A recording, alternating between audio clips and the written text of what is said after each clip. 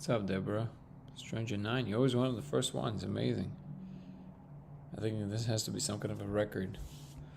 Manuel. Welcome, everybody. John. Welcome to everybody on YouTube and X and Twitch. Hello, Deborah.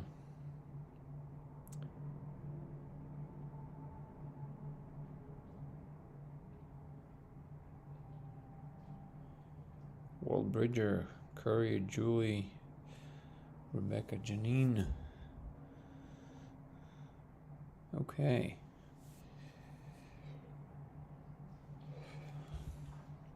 Brandon, how are you? Welcome to Simulation Talk 75.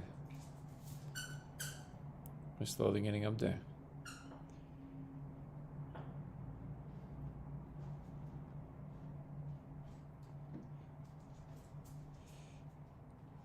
Gonna wait just a little more. Lisa, how are you? All right, perfect. Thank you for the likes, guys. I appreciate it. Andrea. Welcome, welcome, welcome, everybody. Susan. Okay. So welcome to Simulation Talk. Hello, hello, Rain. 75. This channel mostly revolves around the simulation hypothesis. My name is Danny, and I'm claiming to have found actual proof we live in a simulation. We meet here every single day to discuss the discovery, the experiment proposed, as well as science in general, religion, spirituality, philosophy, God, whatever comes to mind. Meow is good, Mary. Good to see you. Seth, what am I up to tonight? I am doing this. Proof that we actually live in a computational space in a simulation.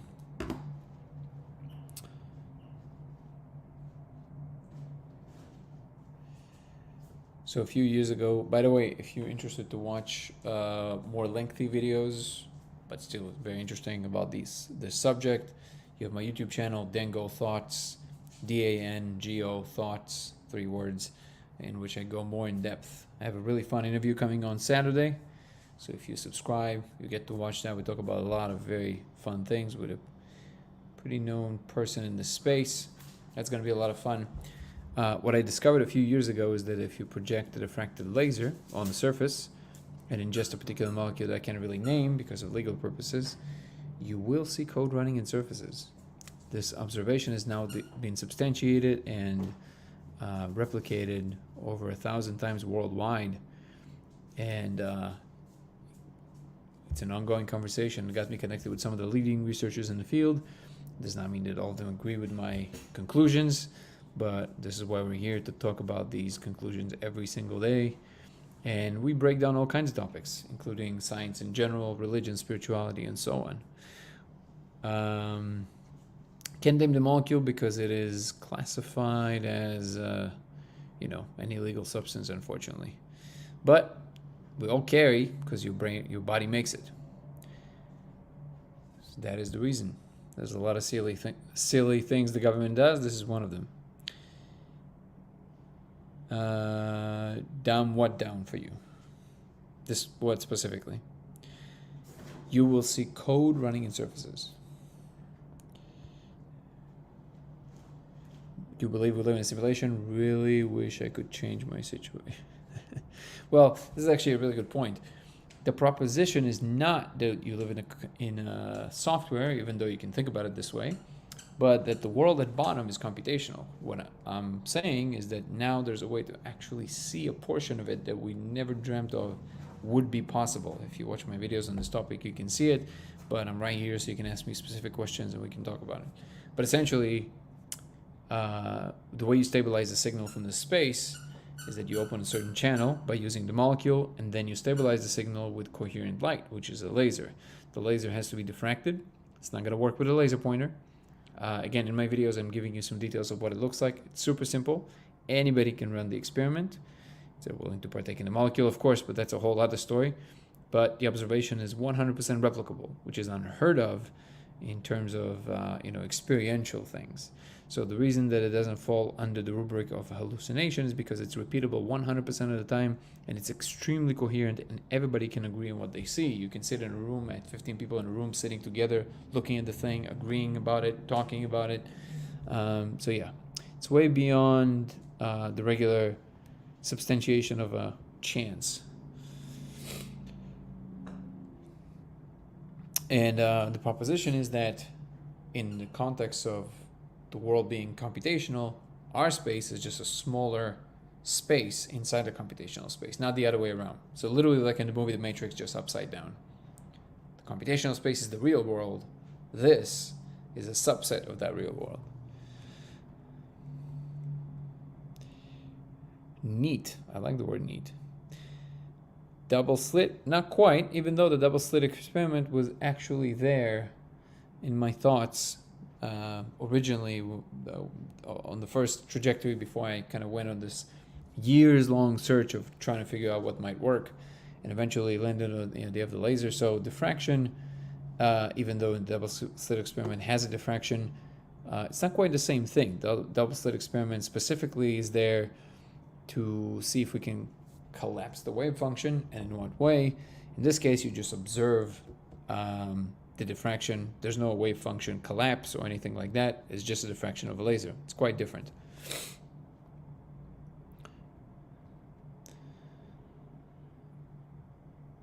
Has it been peer reviewed? No.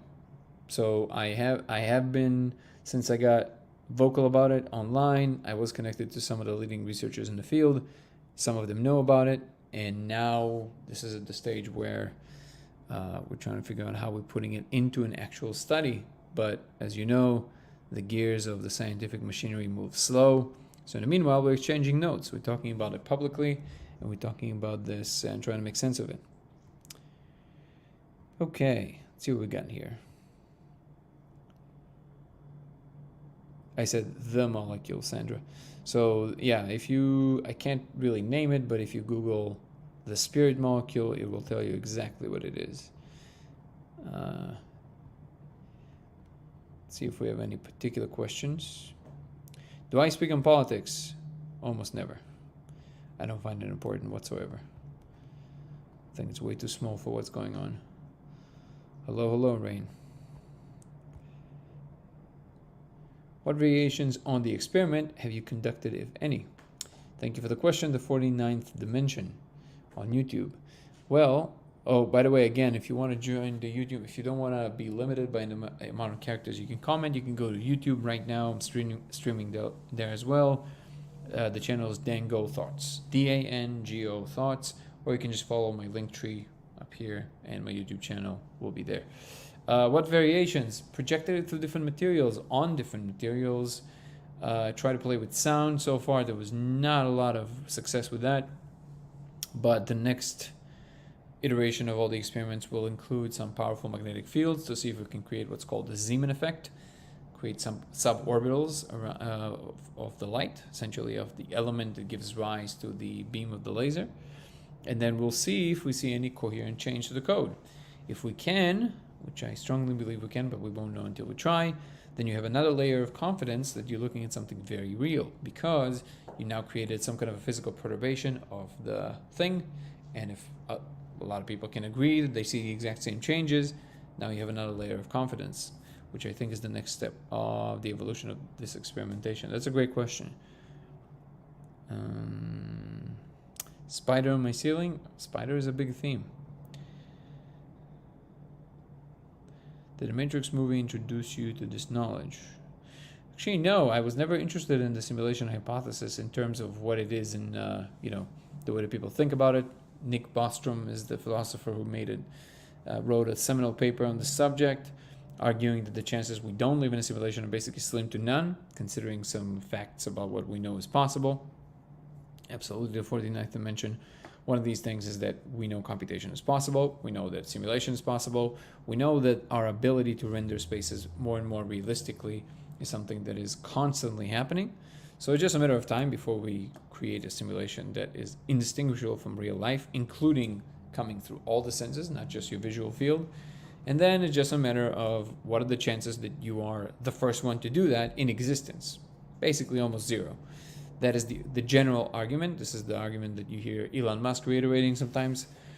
I was never attracted to this idea, to be quite honest, because I find it messy. It's not interesting to me in terms of physics because it makes it less neat.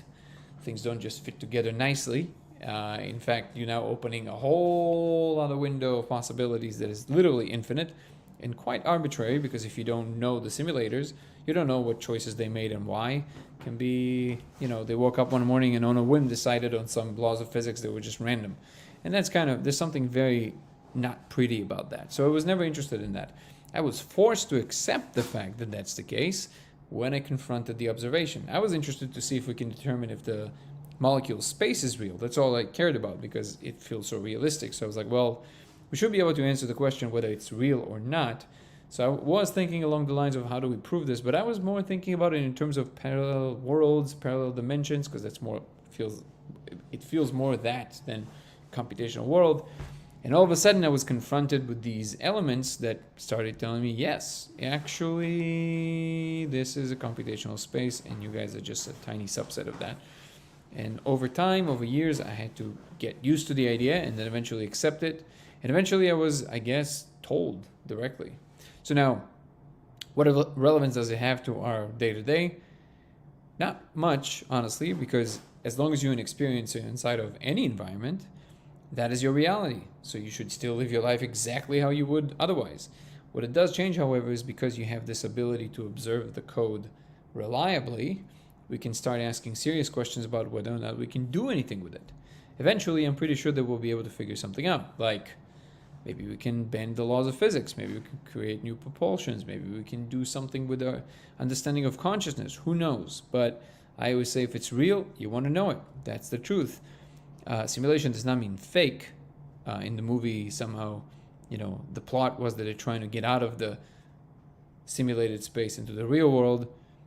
Not very clear why, because it doesn't actually do anything. The fact that you're outside or inside, you're still experiencing things exactly the same way.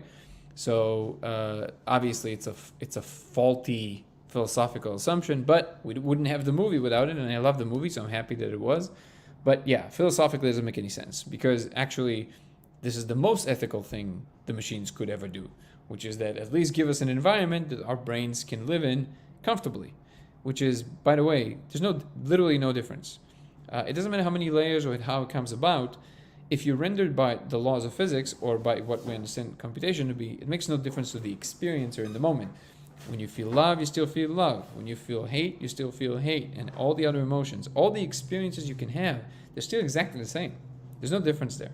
So what simulation does not mean is fake. It does not mean fake. It just means digital. It means computationally rendered. And actually, even without my discovery, there's, I think, more than enough reasons to consider that the world at bottom is computational. This is not a new idea, obviously. It started more recently with Wheeler, but it goes all the way back to Plato in the cave, the Plato's cave. So these ideas are not new. What is new, however, that I'm claiming is that we now have a way to actually do something with it, which nobody ever dreamt of that it will ever happen in their lifetime. I certainly didn't, but it seems to be the case at this point. What are dreams or dream time in terms of simulation theory? Exactly the same. Experiences are experiences. Whatever consciousness is what it is throughout all the levels. The fact that it's computational it doesn't mean it's fake. It just means that it comes about not in the way that we thought it was, as a deeper layer. The laws of physics are still the laws of physics. They're just rendered on a deeper substrate. That's the only thing that changes, really. So everything else is exactly the same.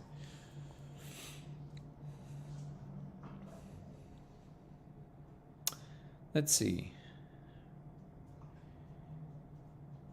Do you think you're Jesus? Definitely not. I don't know why I look like Jesus. My sister says I have the Jesus. I think this is more laziness than anything else. Let's see what we got here.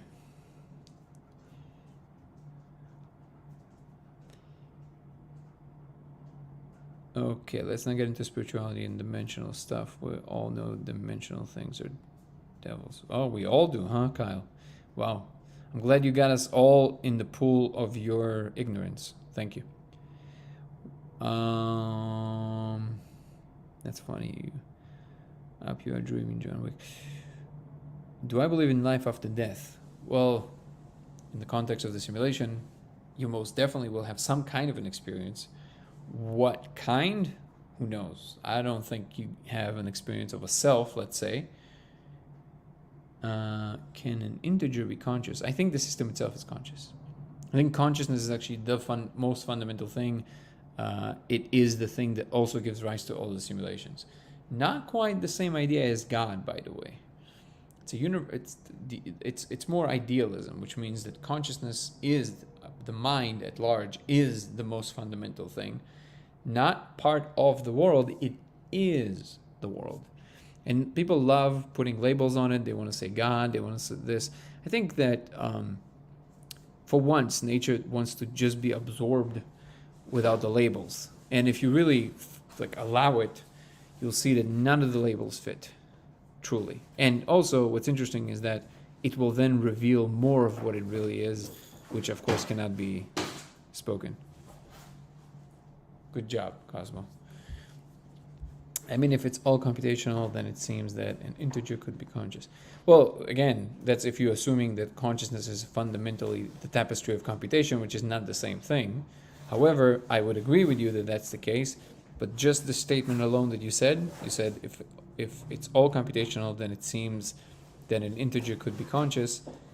Just because it's computational, if you don't also postulate that consciousness is fundamental, the fact that it's computational does not necessarily mean it's conscious. We don't think in the modern world, we don't think of AIs as conscious, not yet at least, right? So I think the consciousness is fundamental, but that statement alone does not really stand. Do you think, okay, got that. I would refrain from ever using the word of course, especially in the context of things that are that out there, guys. Did I notice unexplained regularities? What do you mean by that? I believe that we can do more with our minds than what we know. I agree with that. Have you tried taking a pic of the code? Maybe you could see it in the pic. Yes, you can.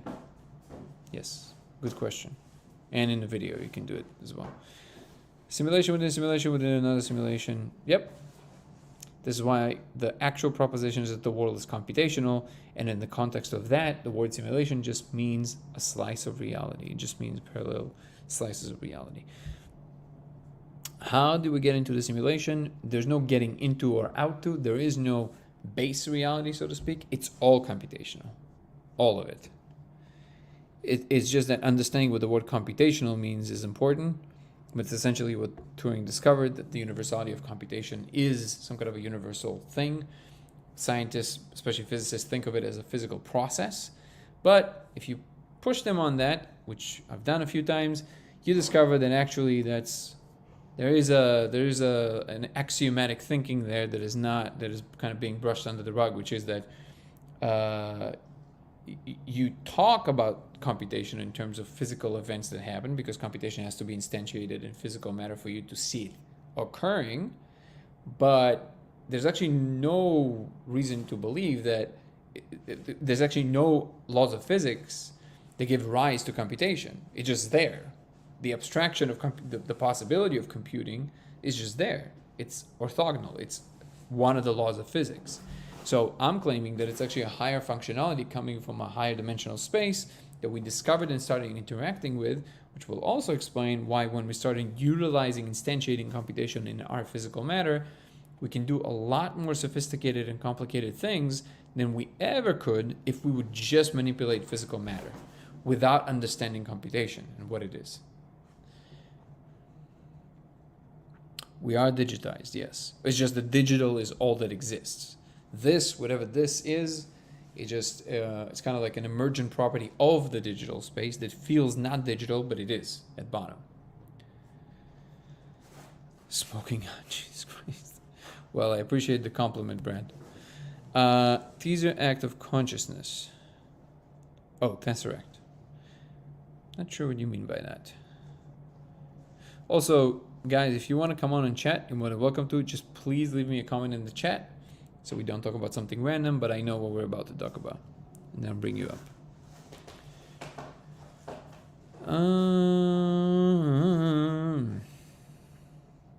Infinite paradigms, yes. Solipsism is not similar because in solipsism, the idea is that you personally is the only thing that exists. And the universal mind will not have, well, we don't really know, but it would stand to reason that the universal mind would not have self-awareness. Because in order to have self-awareness, you need to be in relationship to something else. And the universal mind, if it is what it is, then it is the only thing that exists. So there's no outer world. There's nothing it is in relationship to. And because of that, there's no outwards pointing vectors, inward pointing vectors. There's just what is. So I would think that the universal mind does not have self-perception. But again, who knows, right? But no, I would not say it's like solipsism. In that you don't have this awareness of just you and nothing else. A bruise is normally harder than the rest of your body. Huh? Did you notice reality behaves too perfectly according to mathematical laws? You might have flipped it upside down. Even though I don't blame you, because this is something that people repeat a lot, even mathematicians. It's sometimes coined as the unreasonable efficacy of mathematics. Why would mathematics be so good at describing the world we live in?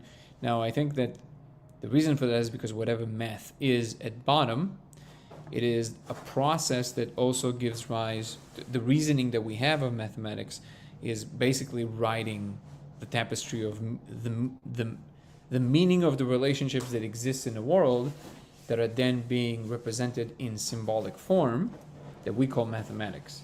But they're just observations of what makes sense, and some people would say, well, it just makes sense to us humans. I'm not so sure. I think it makes sense, period.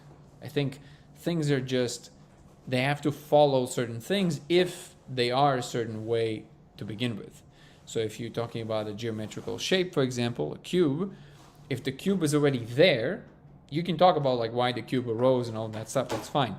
But first thing you have to acknowledge, if the cube is already there, the cube has certain parameters. It has certain dimensions, it has certain angles that are always there. There's certain things that it's like to be a cube. So certain things will always follow. And I think that what mathematics is the descriptive part of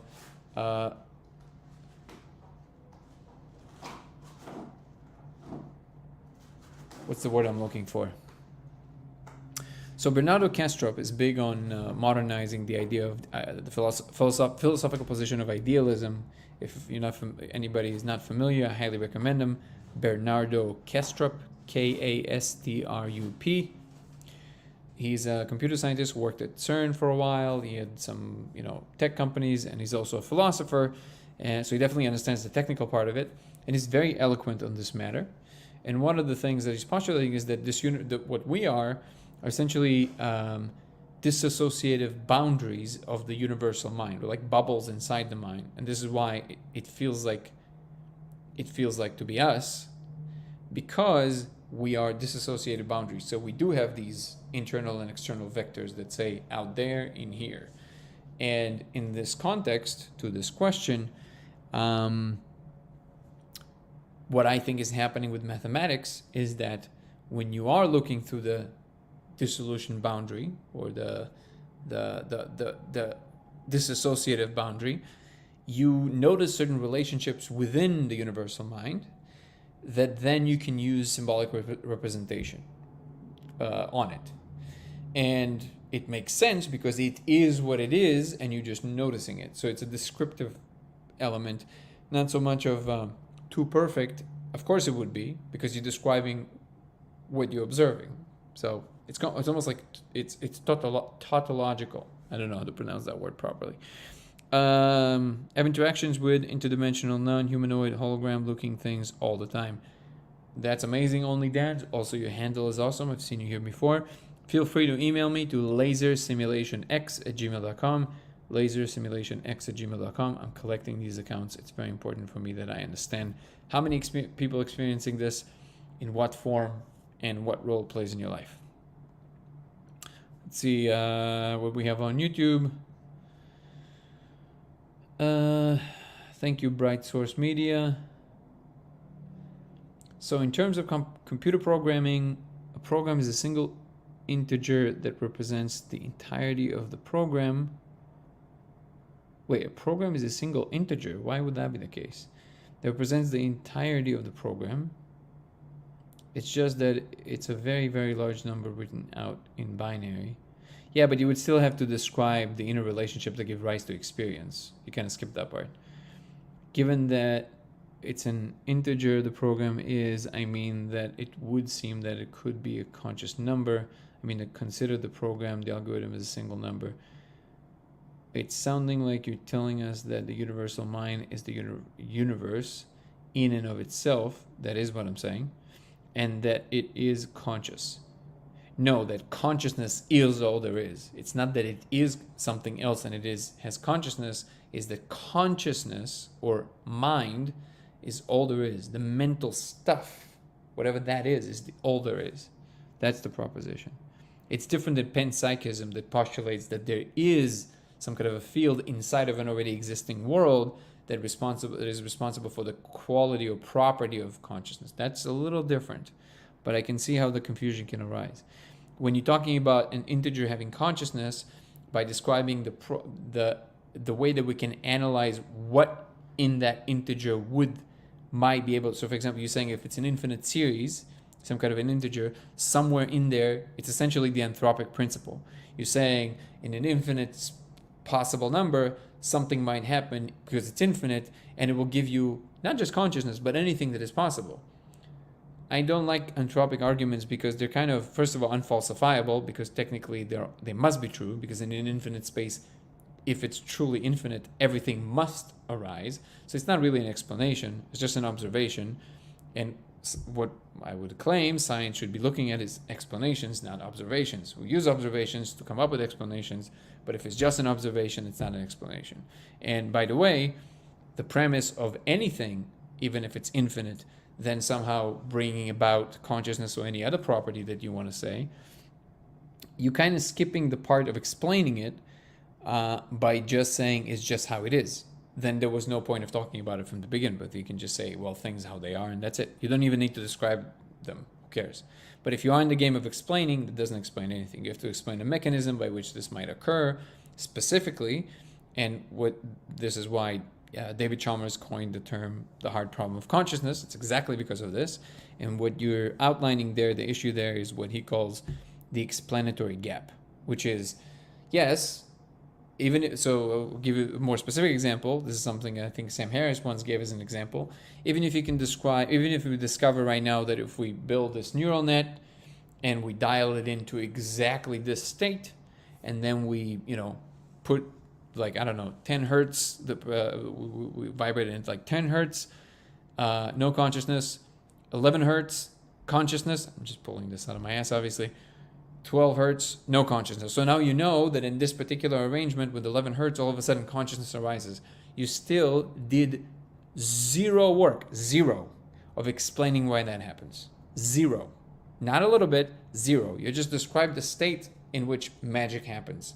But that's not an explanation. And I'm interested in an explanation. Let's see the last. I didn't even finish reading your last comment, so I do want to comment on it, because you are correct in what I'm claiming. It's sounding like you're telling us that the universal mind is the universe in and of itself, yes, and that is consciousness, and that it is conscious. So no, that it's not that it is conscious, but that it is consciousness, and that it is computational. Is that correct? Computational. That is a really good question, by the way.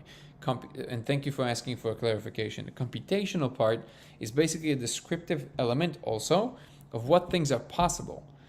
We can compute with anything that can create a binary interaction. You can compute with the waves of the ocean. It's just going to take forever. Anything that can go to either this or that we call 0 or 1, but you can call whatever you want, can compute. You can do it with pipes. And in fact, I think there's a description of a computer made entirely out of pipes. It's just that in order for it to be apparent in a temporal dimension that would be relevant to humans, so you can see the changes actually occurring, it needs to be a lot faster. This is where we use logic gates, which are electrical switches go on and off, right? But the fact that you can do that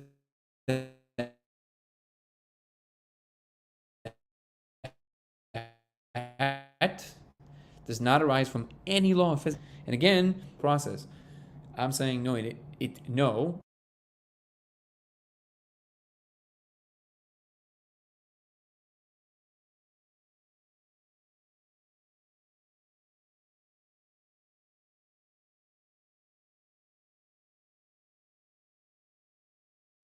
Are you still seeing me and hearing me? Okay. But what is actually doing the work is the abstraction, the functionality of computation itself. I know these concepts are a little bit hard to tease apart, but I hope this is coming clear. If the universal mind created others out of himself, yeah, there's a lot to unpack there already, and gave them a degree of independence from himself, then he would experience self-knowledge. So this is already, so it's not what I said. First of all, it's not a him for sure. It's just, even though what I was talking about and what I saw in the space is that actually gods exist and the ultimate God is like a woman. That's a separate story because it takes us very far from, things that are more concrete.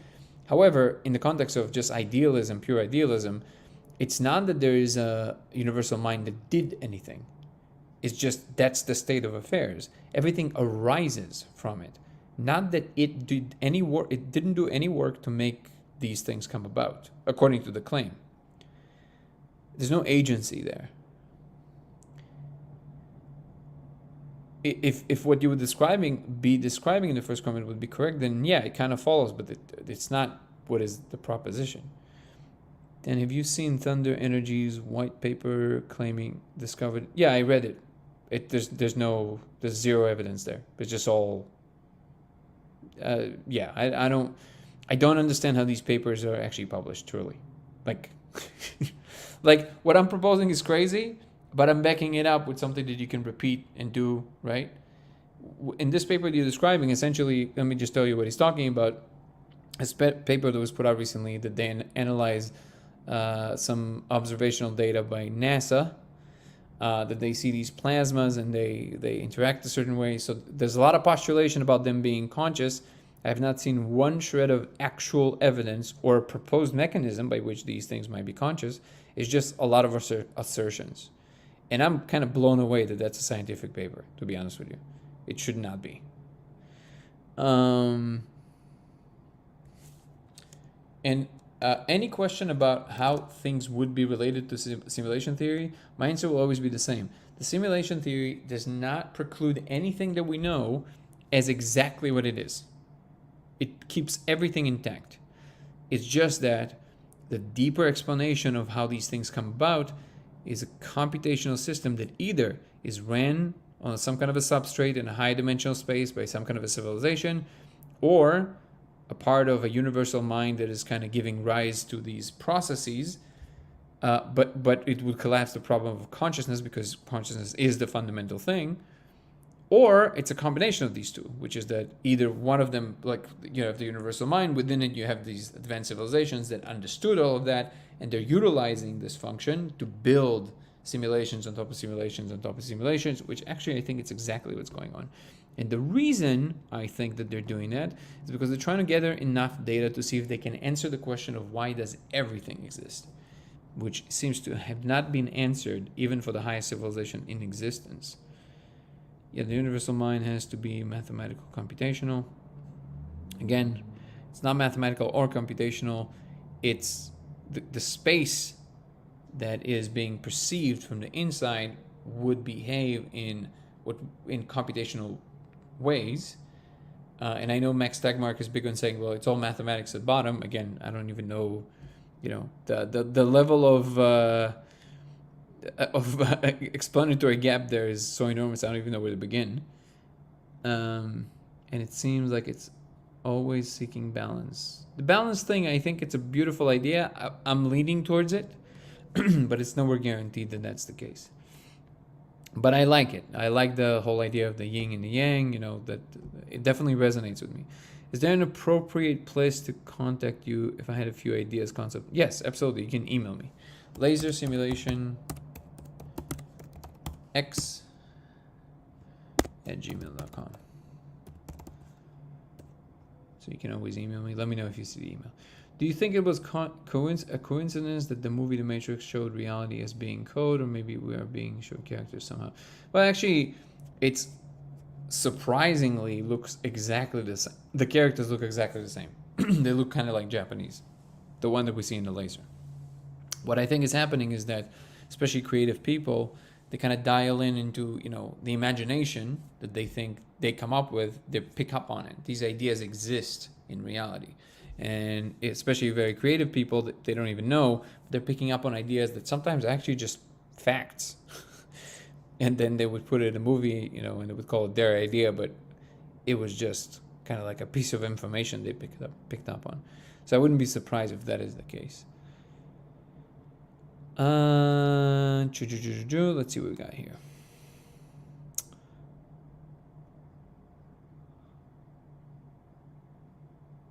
Let me see if I'm not missing any.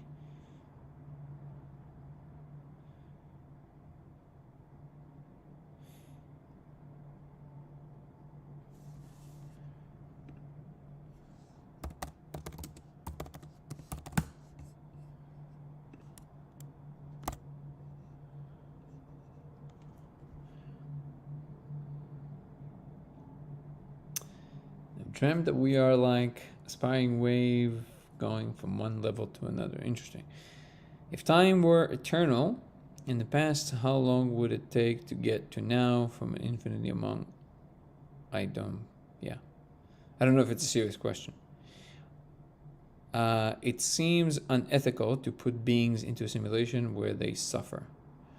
Well, it might be the case that suffering is just a thing that exists in reality itself, and the fact that you're also given the possibility to exist in general, to enjoy also, seems to might be balancing the scale, but hey, it's an open question, right? Mathematics is dead science. Yeah, that's just flat wrong. Mathematics is not science. Mathematics is the language we use in science to describe a lot of things, but we also use mathematics in its purest form. So no, mathematics is not dead science. And there's no competition. There's no competition between math and science. Why no new theorems in math for a long time? I don't know. I haven't spoken to the committee.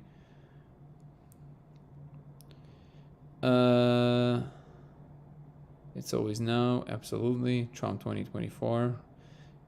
If you weren't sure we live in a simulation, the fact that Trump was a president should tell you we're in a simulation. Actually, forget that. In general, the political system the way it is now, this should be proof to you that we live in a simulation. This would not happen in the real world. That's a joke, by the way, everybody. To whomever wants to get offended. Also, you're more than welcome to get offended. Mind isn't conscious. I don't even know what that means. How can advancements in AI assist in formulating and supporting your theory? Well, it can always help us. That's a great question. Arrange and categorize information and give us new ideas of how to think about these things. We don't have consciousness. We are consciousness. Yes, I would say exactly that, only to the universe itself. Infinity is too hard to grasp for my brain, for anybody, and I don't think any brain can grasp infinity. You can tell it is how it is because of the way it is. Boom. We're done here, everybody. Do I believe in ghosts? At this point, I know for a fact that they exist, yes. I know it sounds like a very bold claim, especially with somebody who's scientifically minded, but if you want to follow the scientific method, I mean, it's going to take a second to break it down, especially to somebody who wants proof, but at this point, it's pretty clear that these are just informational patterns that exist kind of like in the in-between space. Law versus theory. What about it? Artificial, what about law versus theory? We are all partition on the God hard drive. That's a good way of putting it. Can I ask you, do you believe in God? I know for a fact there's a God. Yes, at this point. But what it is not what we can comprehend. And not even a little bit. So like if you would, and I always say, and this might be a little bit of a kind of like contentious point and maybe not immediately clear, but when we say God, when you say a word, you have a thing on your mind, in your mind's eye or in your being that the word is representing, right? And sometimes it's not even that clear of a concept even to you, but you're just kind of saying the word. It is my assertion that if you would truly be able to embody in any shape or form what God really is, your lips physically would not be able to move to say the word.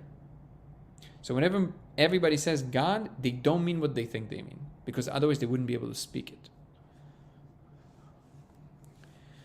Have you seen the videos of people zoomed in on starts and it looks super... Wait. Have you seen the videos of people zoomed in on... What is starts? Oh, stars probably. And it looks super weird? I don't know what that means. It's too general, Divergent Normie. Sorry. Also, H3... Civium, you're more than welcome to come on. Like I said, please give me the subject matter that you want to talk about, because it's important. This is something that I've started doing recently because it's important that we also know what we're diving into. Like, they look different than any depiction of stars I'd ever seen before. It's hard to describe. Well, if it's hard to describe, I definitely can't understand. But the people making the videos claim stars aren't exactly what we've been told. And so, yeah, I've heard this claim before. But when you ask the same people, they don't even know what the dimension is. So, what's my special talent? Don't know. I have to think about that. Can one subscribe to simulation theory as well as a multiverse, other universal alternate sims? I think it's really the same theory, to be honest. Well, I mean, you can either write it down right now, Carolyn. My email is lasersimulationx, all one word, lasersimulationx@gmail.com. I will never remember to message you unless you DM me first. I'm very happy. Thank you for asking.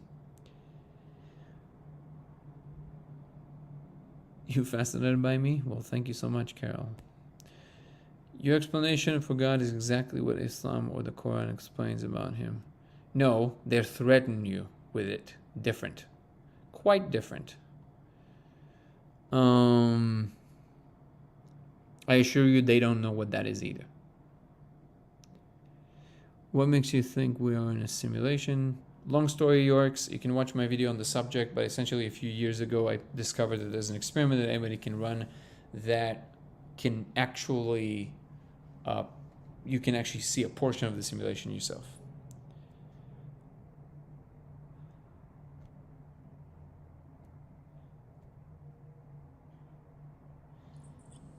What's up, brother?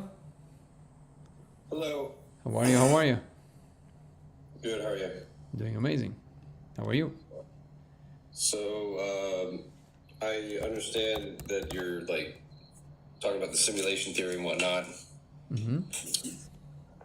Have you ever, like, what people have you, I guess, read or anything else that talk about this? I was never interested in the theory, and I wasn't interested in the philosophical proposition. So before I discovered what I discovered, I never really cared aside from knowing something about it by passing. So what's your background, like in math or something? Or? A little background in physics, but it was more, my interest in it wasn't even around the simulation. It was, honestly, it was just around psychedelics. Just like many people that experienced the spirit molecule, I was kind of blown away by the fact that it looks so realistic that, you know, just kind of hard to imagine your mind makes that up, because it's more coherent than this. And at a certain point, I just got, you know, I had these series of experiences that basically made me say, okay, wait a second, this is just, no, that this cannot be imagined. And then I kind of, obsessed maybe is the wrong word, but I got very interested in conclusively answering the question whether that space is real or not. Like, is it actually real? Versus what people mean esoterically, and it being like, yeah, sure, man, it's real. Like, no, hold on. if it's real, we should be able to figure something out here, right? Because it would have a geometry, it would have certain regulations by which it's operating, and it would have an entry point by which your mind enters it or becomes aware of it. So then I kind of started thinking about that. I started digging into some neuroscience, which I knew very little about, and I utilized some of my understanding of physics to kind of think about what it might mean in terms of the physicality of the process. I knew that light had to be involved because you see it clearly with your eyes, but also the mind had to be involved, and I didn't know much about the mind, so that's the part that took the longest to kind of figure out. And then a few years later, it was a long process. I all of a sudden started having these weird experiences of kind of like again, I don't like the word synchronicities, but they were just so salient. It wasn't like I saw the numbers 111 somewhere. It was insane. It was like it would point to a number, a random 6-digit number, and I would go to that number, and it would match a physics paper. Like in all of the internet, it would find one thing, and it's a paper, and that paper talked about a particular thing that I was thinking about. So I was like, so things like that. And I mean, even then, I wasn't really taking it too seriously. It was just like, oh, well, this is interesting, and then I kind of started following that. And maybe 3 years after that, I finally kind of landed on this idea that if you project the laser, something is supposed to happen. I didn't even know what it was. It seemed to have been like pointing to it very concretely. It's like, yes, 650 nanometers projected, diffracted, has to be. And then I tried it, and it worked. And then I started showing people, and everybody started saying the same thing. And only then, honestly, I started kind of diving deeper into what already exists in that space in terms of what people thought about it. So only then I discovered the paper by Bostrom. Only then I discovered that the deeper elements of computational physics in general, or digital physics, information physics, which is a big field. And then I realized, oh, there's actually like a lot on the table here, even without this. But this is something you can actually use to see it directly, which of course nobody ever thought probably that would ever happen in their lifetime. So that's the short version of that story. Okay. So that's interesting in terms of not coming to it from, I guess, conventional. But so the psychedelic thing, I can definitely kind of understand. I went through a similar kind of passage, I guess, at an early age in regards to this. I kind of had a psychedelic experience that then led me to doubt reality. I actually had an experience of kind of waking up from a hospital, but it wasn't a normal hospital. It was like kind of waking up from the simulation kind of hospital. You mean, oh, you mean in the experience. So kind of like Neo waking up in the real world kind of experience. Yeah, and it was kind of in like a hospital. That's like the best kind of way I can describe it. It was a different setting altogether from where I was. And I was being reassured by people aside from me and saying, we're going to put you back in there. So I was how did that make you feel? Was that, well, obviously it's confusing and everything, but like, was your general impression, like, what is the thing that was on your heart, I guess? Like, was it fear? Was it fascination? It was kind of the sense of like, am I unaliving right now? Like, what is going on with like, what is this exactly? I was kind of just confused. It was also like first time not expecting it, not intentional. So it was kind of like threw me for a loop. I was young as well. Like it was How old were you? Any kind of, I was like 16 maybe. Oh, that is young. What was the substance? Don't say the word, but just allude to it because they flag. It's just a regular household herb. Ah, got it. Okay. Interesting. Yeah. So, and this had never happened before, never happened again. I've never had an experience like this ever again after this. So it was just kind of like a random thing. And it ended up changing my whole life. The next day I was looking at my hand thinking like, what is this? What is this that I am? And it led me down like sort of a different kind of path in life in general. And then later on, I ended up taking something else and going through a shamanic period where this experience of the simulation and the nature of the video game aspect of this, like this is I mean, for one thing, it's like we're simulating reality through perception. So the perception is a simulation for one thing. And then if you scale it up, fractal geometry would suggest that there's a self-similarity, which then makes it so that the universe is a brain generating a simulation within its sort of parameters. That is And so that it is makes exactly sense right. that this Yep. would be the case. Yep. Yep. That everything you said is spot on. I'm aligned with all of it. Yep. Are you familiar with Bernardo Kastrup?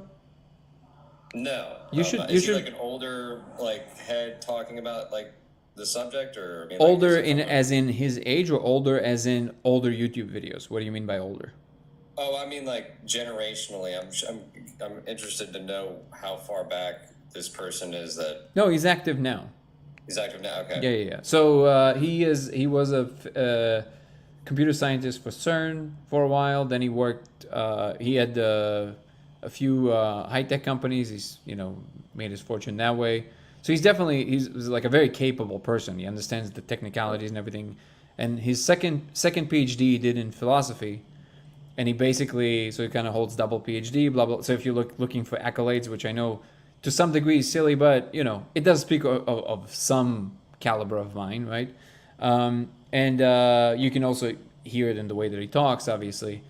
And he modernized the idealistic perspective, and modernized it in the sense that he folded it into a much more concrete frame, versus idealism in general is a little bit more kind of like, just vaguely mind is all there is. But he kind of talks about very concrete things and how it might be operating. I can give you an example. So one of the things he mentions, and this is a documented case. I think there were a few of those. That, for example, people with alters, or like multiple personality disorder. There was some documented cases in which if people had a few of them, I think the case he was talking about, there was like 5 of them or something. Doesn't really matter. But basically, when they were asked about a particular dream, when the different alters, the different personalities, when they were active, when they were asked about that dream, they all reported the same dream from their point of view. And what was intriguing is that they mentioned the other ones. They saw the other ones in the dream. They're not usually aware of one another when the body is awake, but in the dream they could see each other. So doesn't it remind you of our state of affairs, which is the universal mind? Basically, we're kind of like disassociative boundaries, and we're just kind of experiencing each other like, I know, like, we don't think we're the same, but we're the same thing, kind of like these bubbles that just kind of hover in this universal mind. And he also talked about you remember that meme that showed up at about 2012, where they showed the megastructure of the universe on one side and a neuron on the other side? You remember that? It Right. was right. Yeah, of course. So then, and obviously scientists immediately were very quickly, which is understandable, by the way, because people reach very far-fetched conclusions very quickly. But basically the idea was like, hey, this is just an image, relax, right? But he said that there was actually, I think it was this Italian researcher, forget his name, but he analyzed the image topologically. So like he actually ran the numbers on what is the distribution of each angle, all of these things, right? And he discovered that they're almost identical topologically. So mathematically, they're almost the same. And then there were like some, it was a really interesting conversation with him and John Vervaeke. I don't know if you're familiar, but he's a professor from Canada, and they were talking about this particular case, and they said something interesting, that this is where I kind of took my idea of that the universal mind might not be conscious, is because the reason for it, the universal mind not being like self-conscious, is because in order to complete a thought about the self, or any thought that has to do with awareness in the here and the now, would have to have some kind of a back propagation in the network. So you would have to have like some kind of a loop that happens again and again that refers to itself. This is just from a computational standpoint. But because of the limit of the speed of light, then the universal network might have never completed even one loop yet. So it might be thinking the first thought, but it only went out and it never completed the loop, so it doesn't know it is a thing yet. Now, given this is like, of course, already a highly speculative thing on top of a very highly speculative thing, it might be that dark matter somehow allows for propagation, faster than, who knows, right? But it's just, I'm just giving you examples of how concrete he makes these elements. And I'll actually, if you DM me or email me, I'll make sure to send you, he has a lot of interviews. He's kind of trending right now. Him and Donald Hoffman, because, are you familiar with Donald Hoffman? Yeah, I was going to mention Donald Hoffman. Yeah. There's another person, by the way, Tom Campbell. Yeah, Tom Campbell. Actually, somebody sent him my stuff. A friend of mine knows him. We'll see. Maybe, yeah, Tom Campbell, definitely my big toe. He did a great job at articulating these things. But I guess, so wait, what was I saying about, so yeah, so I'll send you one talk of him. He has a lot of interviews that I actually think, not just as far as like interesting, but there's some really interesting insights there. At this point, I don't find a lot of interviews that really kind of like, I go, like really, really fascinating. And I never thought about that. And this interview definitely has some of these elements. I love sharing that one. I'll send it to you. Yeah, the thing about it is, it basically is opening up a new window into like science and magic simultaneously that is really kind of intriguing. And I think that to a certain extent, it's like the kind of version of alchemy that people back in the day were looking for, essentially, is the kind of intertwining of the physical with the spiritual in the content. Have you ever heard of the artist Alex Gray? Yeah, of course. Right. Okay. So his artistry depicts the idea perfectly, in the sense that there's like some kind of a grid of consciousness, and that consciousness is monolithic but also universal simultaneously. Can you explain to me what you mean by monolithic in this context? Well, it's that there is, well, I mean, there's a potential that there's a number of like larger consciousness systems.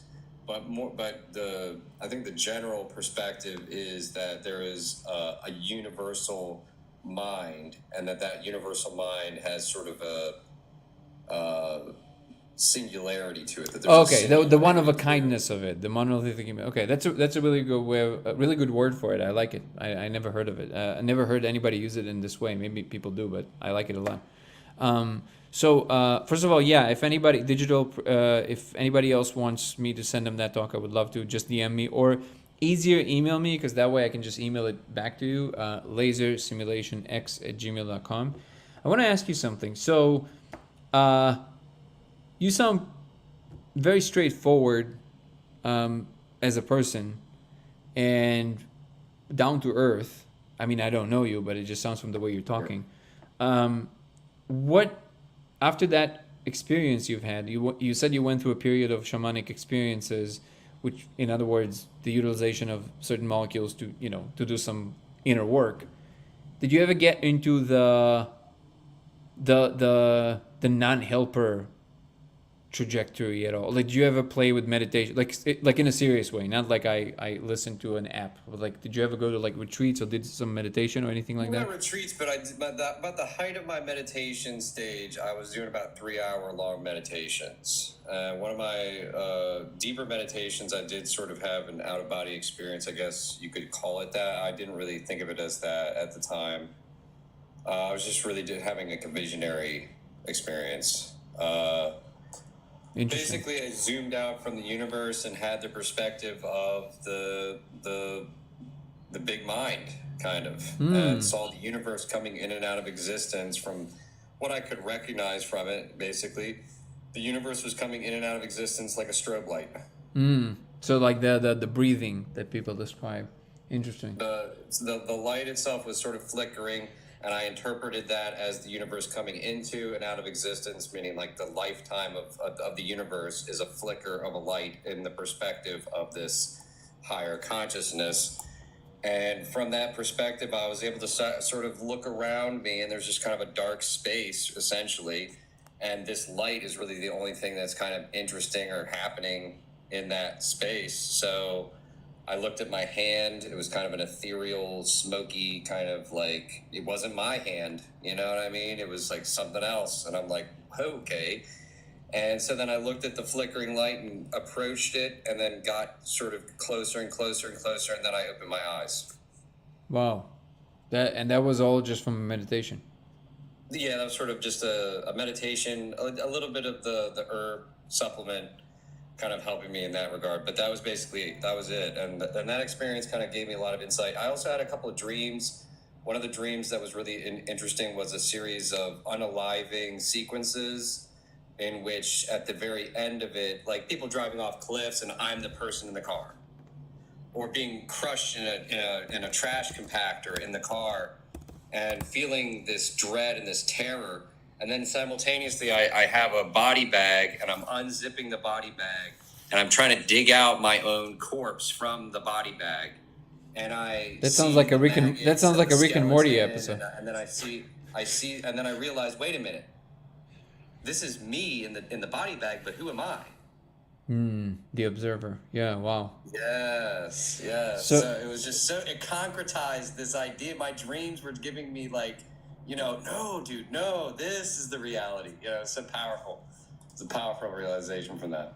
That's amazing. Thank you so much for sharing. Let me just answer a couple of comments. First of all, yes, I see you guys' comment about Lang. I will definitely check it out. Thank you, Digital. Okay, let me see. I've broken the veils, so what's the point after realization? That's actually a really good question. And I do want you to take it as well. Let me just answer a couple more, because this is a big one, digital prescription. Terence McKenna used to talk about it, that people always say, they devote so much of their mental attention to finding it, but they never consider what they would do if they would find it. So it's like, okay, now what, kind of, right? And I think it's because somewhere in the back of our minds, most of us always assume that we'll never will. We just like the pursuit. But when you find it, you're like, oh. And by the way, this is kind of like my experience with the laser now. And I always tell people in advance, like, look, you can't unsee this. And people always complained about that the second matrix and third matrix sucked. I'm like, no, they didn't. It's just that you were expecting that dopamine hit of the discovery again. You can only discover once. But that's a great question. To your comment, Jose, it would be good to be on Duncan Trussell. Duncan is one of my favorite people. It would be amazing to be Duncan Trussell. Even though obviously Joe's exposure is a lot bigger, but Duncan is by far my dream to go on his podcast. That would be amazing. And I'll DM map something with the lasers. I'm not sure what you're referring to. Nico, how are you, brother? And Jose, good to see you here as well. Always great to see you guys. Anyone possibly able to bless me with a meal you already been here, brother. We sent you some donations, by the way. It's not, you're not limited by that, but yeah, if anybody wants to help, I think I don't think it's a scam. I looked into it, at least it doesn't look like to be one. So DC D Cowboys 7200, I think he's actually homeless, so if anybody can help, whenever I can, I'm always sending. So if anybody can send him some stuff. I looked into it, I can't know for sure, but it doesn't look like it's a scam. So if anybody can spare $5, I mean, at the end of the day, who cares, right? If even if it is, but it doesn't look like it is. So I just wanted to give you that blessing if we can. Is it better to email you asking for the video links you were talking about? Absolutely. Again, it's lasersimulationx@gmail.com. Am I Argentinian? No. Nobody ever gave me Argentinian before. I'll take it as a compliment. I'm based in Southern California. What were you guys in the videos? You were talking about Tom Campbell or Hoffman or something. I was saying Bernardo Kastrup, but Tom Campbell is definitely one of the people that I would listen to on this subject. I'm not Armenian, no. I'm Russian originally, but maybe that's where that. So okay, let me ask you this about this comment. What is after the discovery? How you said that it immediately changed things for you? Because I'll be honest with you, when I discovered it, it took me like years before it really sipped through to my psychology deeply. For me, for some reason, it was kind of easier. I think because it happened earlier that I started doubting reality, and then when I started taking some of these as I aged a little bit older, I started looking into Ken Wilber. Psychology was the main thing that I was studying in school, so it wasn't far from the spirit and the mind and these kind of aspects. Yeah. So I was able to kind of view it as like, well, if this is a video game, why don't we change the way that we play this game? Boom. Is kind of the way that I interpreted it to a certain degree, I was also being exposed to a lot of other people who were saying that the nature of the game that we're playing is kind of screwed up. Conspiracy theory aspects abundantly. I think in 2006 was around the time that I started really exploring the documentaries like Zeitgeist and stuff like that. Did you ever read Carlos Castaneda's books?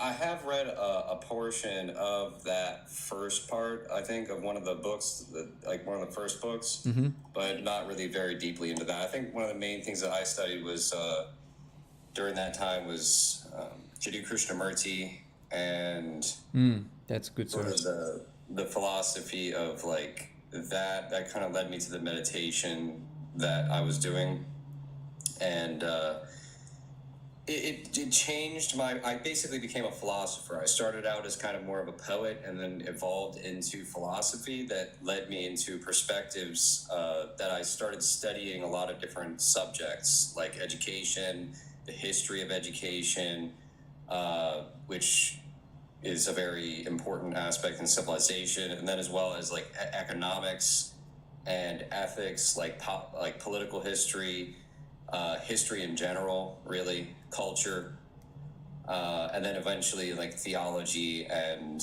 a lot of psychology. Obviously, that was like a college subject for me. I didn't complete college, but I did end up basically having a period of time where I could study all of these subjects without any impediment. I didn't have to have a job or anything, so I was able to have an extended period of Did time you of invest in some good self-study. stocks or something? What's that? Did you invest in some good stocks or something? No. It was more of a just like familial sort of support that was. It was necessary for me to be able to like devote my time. I basically got a degree without having the actual degree because I used the library and I use other avenues to be able to study these different subjects that are usually like not necessarily something that you're going to be able to get in college because it's too taboo or too off the books. I mean, it's like shamanism, for heaven's sake, in and of itself is kind of a thing that's like you're not going to have a college course in shamanism. And if you do, it's not an experience. It's more No, it's better. Yeah, I think through academia, it will only taint your ability to truly dive freely into these things. Yeah. So it gave me the opportunity to do a lot of different explorations into ideas, which eventually I studied the education. I came up with a few different ideas. One of them is the expansion of the classical liberal arts. I call it the Pentivium. And so this is the trivium and quadrivium, and then I made up the pentivium, which is the 5 spiritual arts. Wow. And Did you write about this? Yeah, I have a book. It's called The Pentivium, and it's. Can you spell that for me? Sorry, can you spell that for me? The Pentivium. Is it on Audible as well, or just written? Oh, it's just written, and it's also available on archive.org if you're not. If you don't want to have to pay for it or whatever. But it's are you Matthew? Is that? Yeah. Okay. Yeah, that's my name. Okay, so interesting. Okay, that is very So interesting. that's just Yeah, a I'm always part of done. it. No, I mean, why not support your work? Yeah, thanks. Yeah. By the way, digital prescription. To your comment, obviously, yeah, I always have ideas of what to do with certain funds. The thing is that at least with this project, it definitely feels like, wow, I'm really careful with not using too explosive of a language, but it does have some element that kind of feels a little sacred. So making profit from it always feels wrong.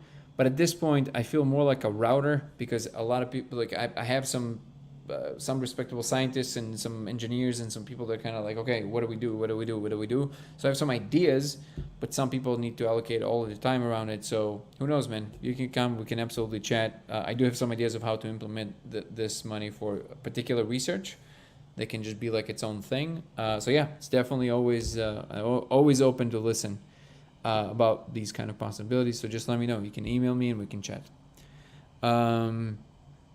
Okay. Let's see what we got here. Yeah, I had some. By the way, this is it's really interesting because I'm kind of finding myself in this strange position where people, because of the experiment, but at this point also because I'm becoming a little known in certain circles, people kind of like reach out to me about particular things, and a lot of it is noise, But sometimes I get some people that like send me things that okay, I don't know how much of this I can mention, but they send me some like things that I was like, wait, this is this a thing? And then I'm sending it to some friends of mine who are like actual, scientists. And there was one recent that somebody sent me something. Again, I don't want to mention what it is. I'm not trying to sound mysterious. I just don't know if the person wants me to mention this. And then I sent it kind of forward, and the answer that came from one engineer and one scientist, they're like, "What is this? This is interesting." I was like, "Huh." So like sometimes people kind of like get this, I don't know if you want to call it download or something. It seems to be like we seem to be experiencing an uptake in this openness, but also the other side of it, everybody needs to be aware of this. It also sometimes deranges people. Like people get very manic and they can't, like, they're not grounded.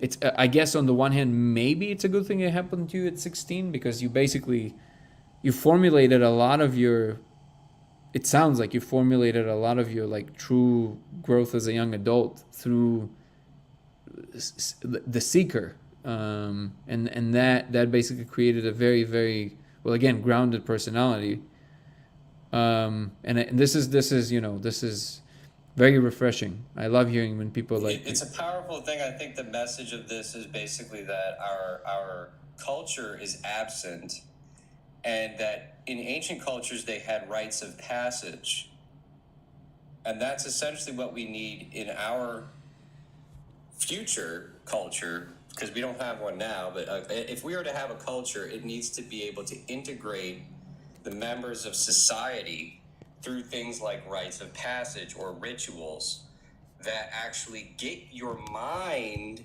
into the entrainment of being a citizen, as opposed to just sort of leaving it up to chance or having it be something that's more of just not even exist. There's no actual way that people are introduced into civilization. There's this process that we go through called school, but that, if anything, has more of an opposite effect. Yeah, it actually prolongs the birth of responsibility. I feel, and it's really something that I have this thought that, like you said, that there's a lot of the world in many ways operates as a fractal, and I do think that the trajectory of a civilization does contain the same information that each individual in that civilization goes through in their lifetime. So I'm kind of equating our caveman days to like being literally like just gooing and guying, and toddlers just crawl on the floor and hit sticks and all of that. I guess that's early hominids. It's not even cavemen. But then all the way from like maybe, I don't know, 20,000 years ago, maybe 40,000 years ago, to about the beginning of maybe even till mid the agricultural revolution. It was more kind of like 8-9-year-olds where we, there's surplus, so that this is mine, boundaries, kind of pushing each other, like this is, protecting mine, things like that. But then you get to like the teenage years where you get very rambunctious and crazy, which I guess you can kind of look at the end of the 19th, and obviously you can see how it accelerates, right? And the 19th century, 20th century. And I do feel that now we're finally becoming young adults. There's a birth of responsibility. We start to understand why we have to clean the room. We can't just do whatever.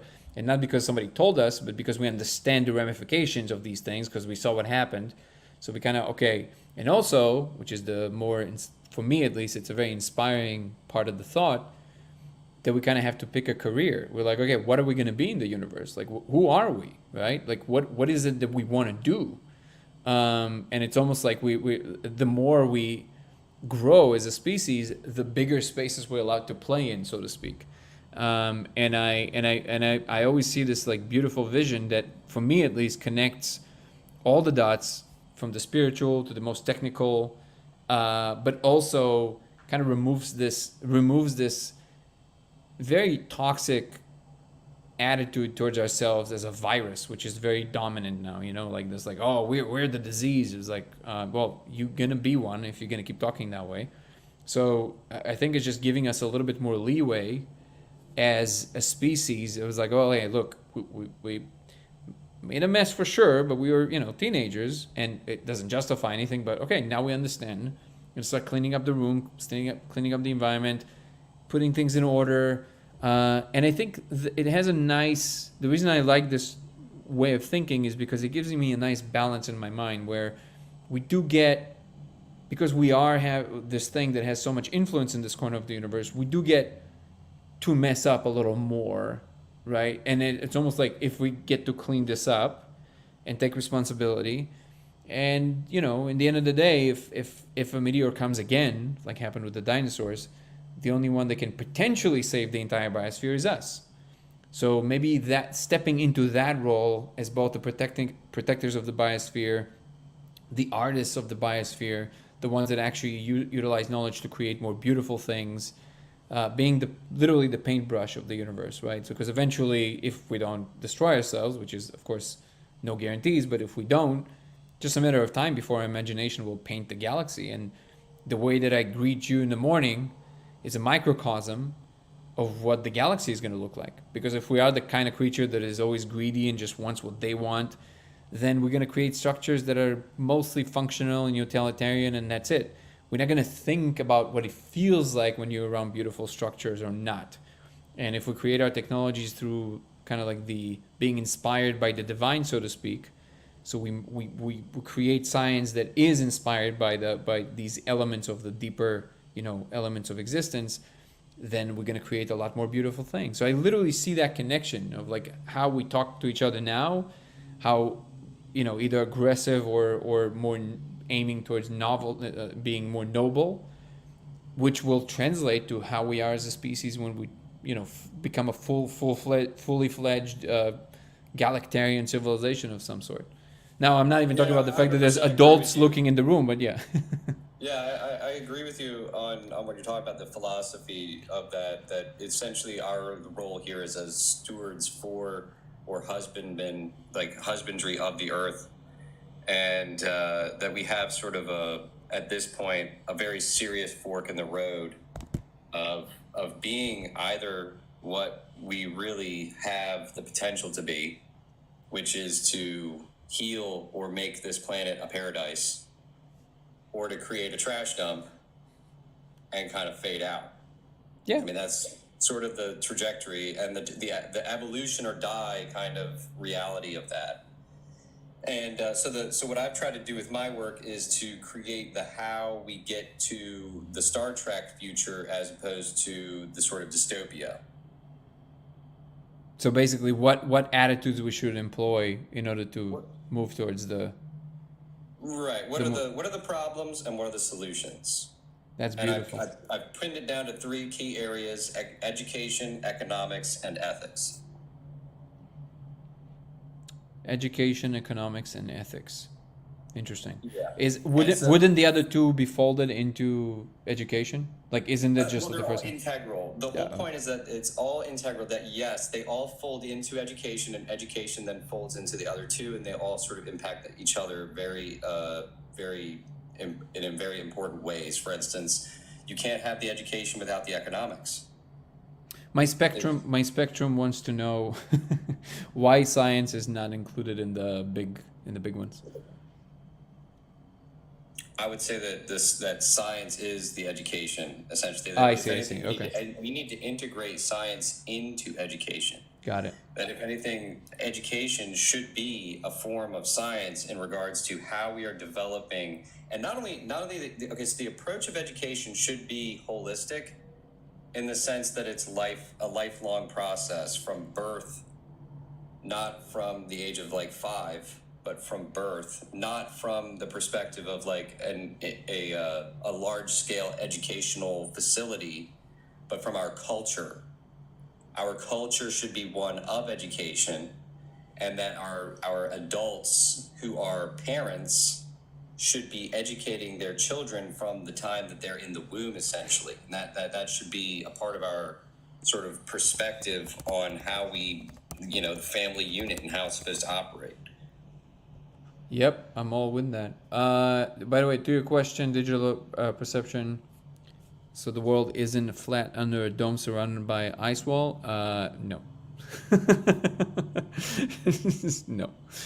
Um, you believing in reincarnation? I think reincarnation is a very coherent idea under the simulation hypothesis and in general. And in fact, I don't know if you know this, but from all the metaphysical claim, it's the only one, as far as I know, that actually has some data running in its favor. There's, I think, University of Virginia, they had some data. There was a research, and Dean Radin did some studies.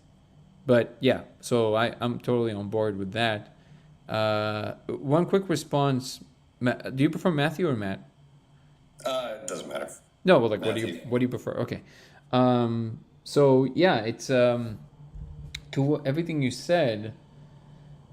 I first of all, yes, I guess I always think of it in terms of big S, capital S science to me, at least what it should be in the universal scales, is just the enterprise of human understanding. Full stop. That's it. The way we define it now is because of the way the economical structure is, the incentives and everything is arranged. It only touches on things that can immediately be translated in the foreseeable future to some utilitarian function. And yeah, you have the element of like the theoretical stuff, but it will very quickly people looking for like concrete ways of utilizing it. And I think that actually taints that the larger project of trying to understand the world.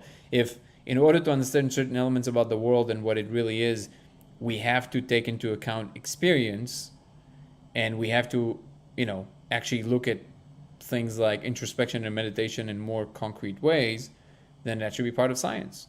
I mean, what is science if not the observation of the thing that you're trying to understand? And that is, For sure. the inner, this is the science of inner world, and this assumption that the mind is somehow a rising property of the brain, aside from the fact that it's becoming less and less, more and more difficult to entertain as a serious proposition. But I really think that that's actually the thing that stops a lot of very technical inquiries in science, because they basically are based on a faulty assumption about what the world might be. So that's just like how I see it. Like, I think the definition of science should open up to just human understanding. Like, we're just trying to understand. The modality doesn't matter. It's like, do we understand? And incorporating new modalities of understanding should also be a part of it. What they're not understanding is that the nature of reality being consciousness, the fundamental aspect of it, it can generate whatever is necessary in terms of the details, those fine details of like the more you zoom into a single thing, because of the fractal geometry that's inherent to the simulation.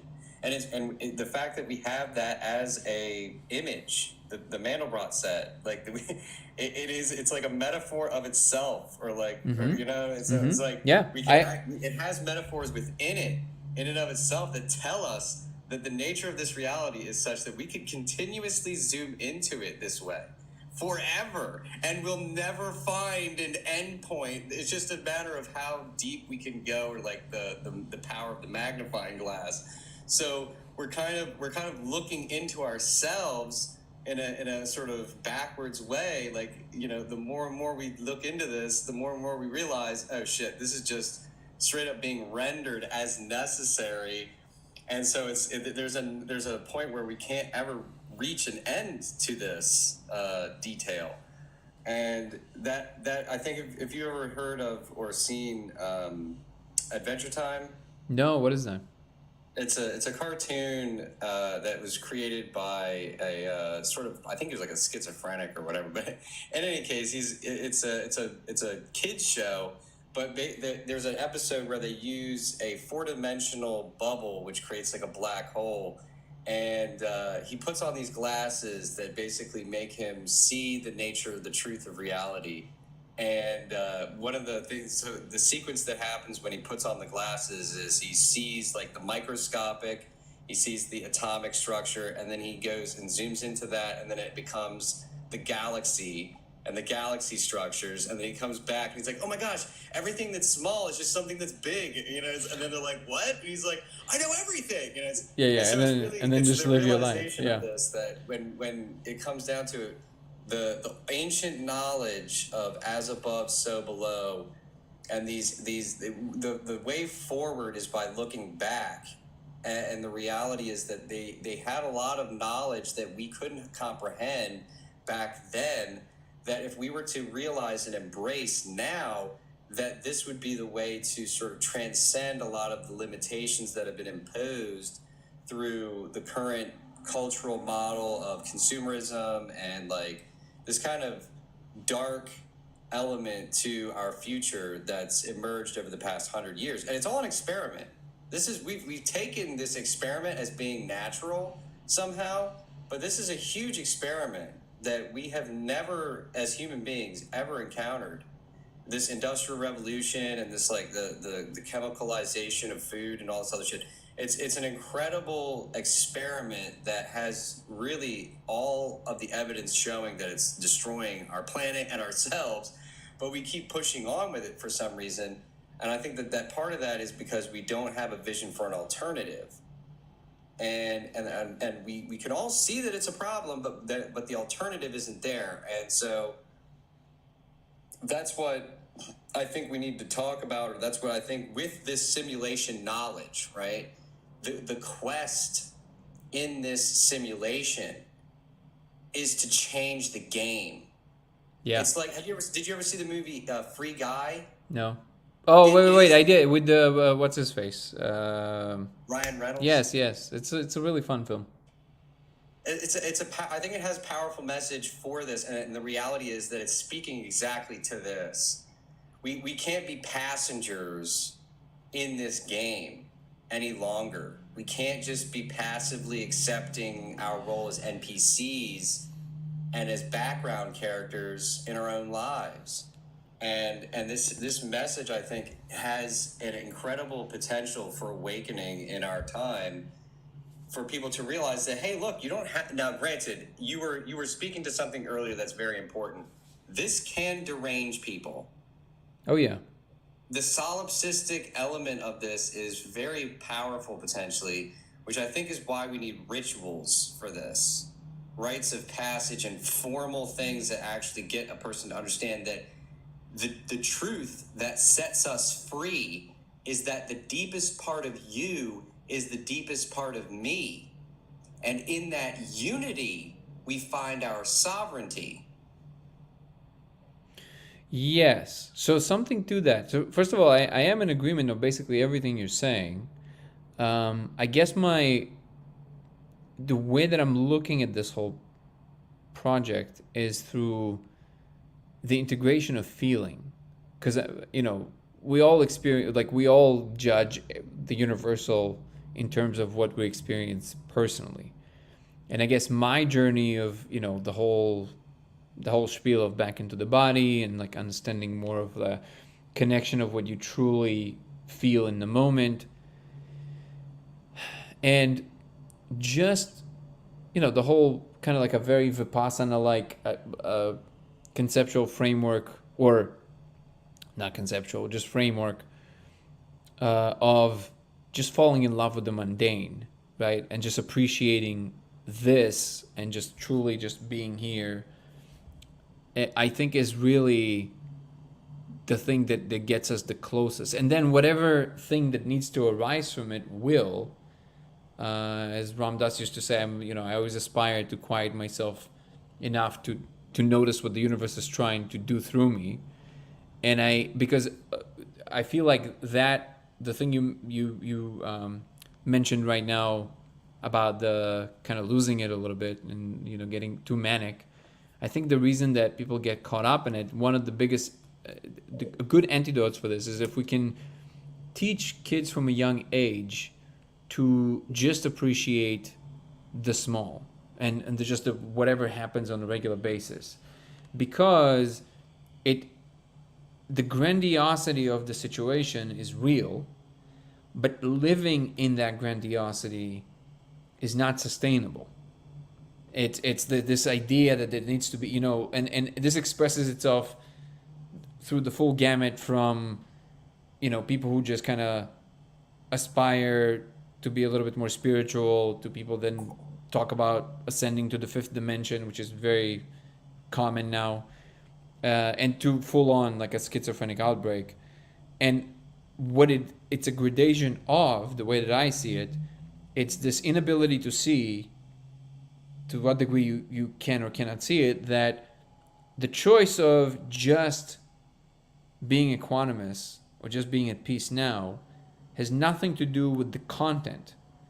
And people get very enamored with, like, for example, they're like, oh, we're going to ascend to the fifth dimension. People sometimes ask me, they would say, look, if you can't be happy right here, you won't be happy in 5 dimensions. You won't be happy in 8 dimensions. It doesn't matter. You just need to be happy first, right? Then you can take it to whatever degree you want. In fact, it will probably be the opposite. If whatever elements in you that are not the most positive, they will express themselves in more dimensions. You might not want to explore that domain until you get that set.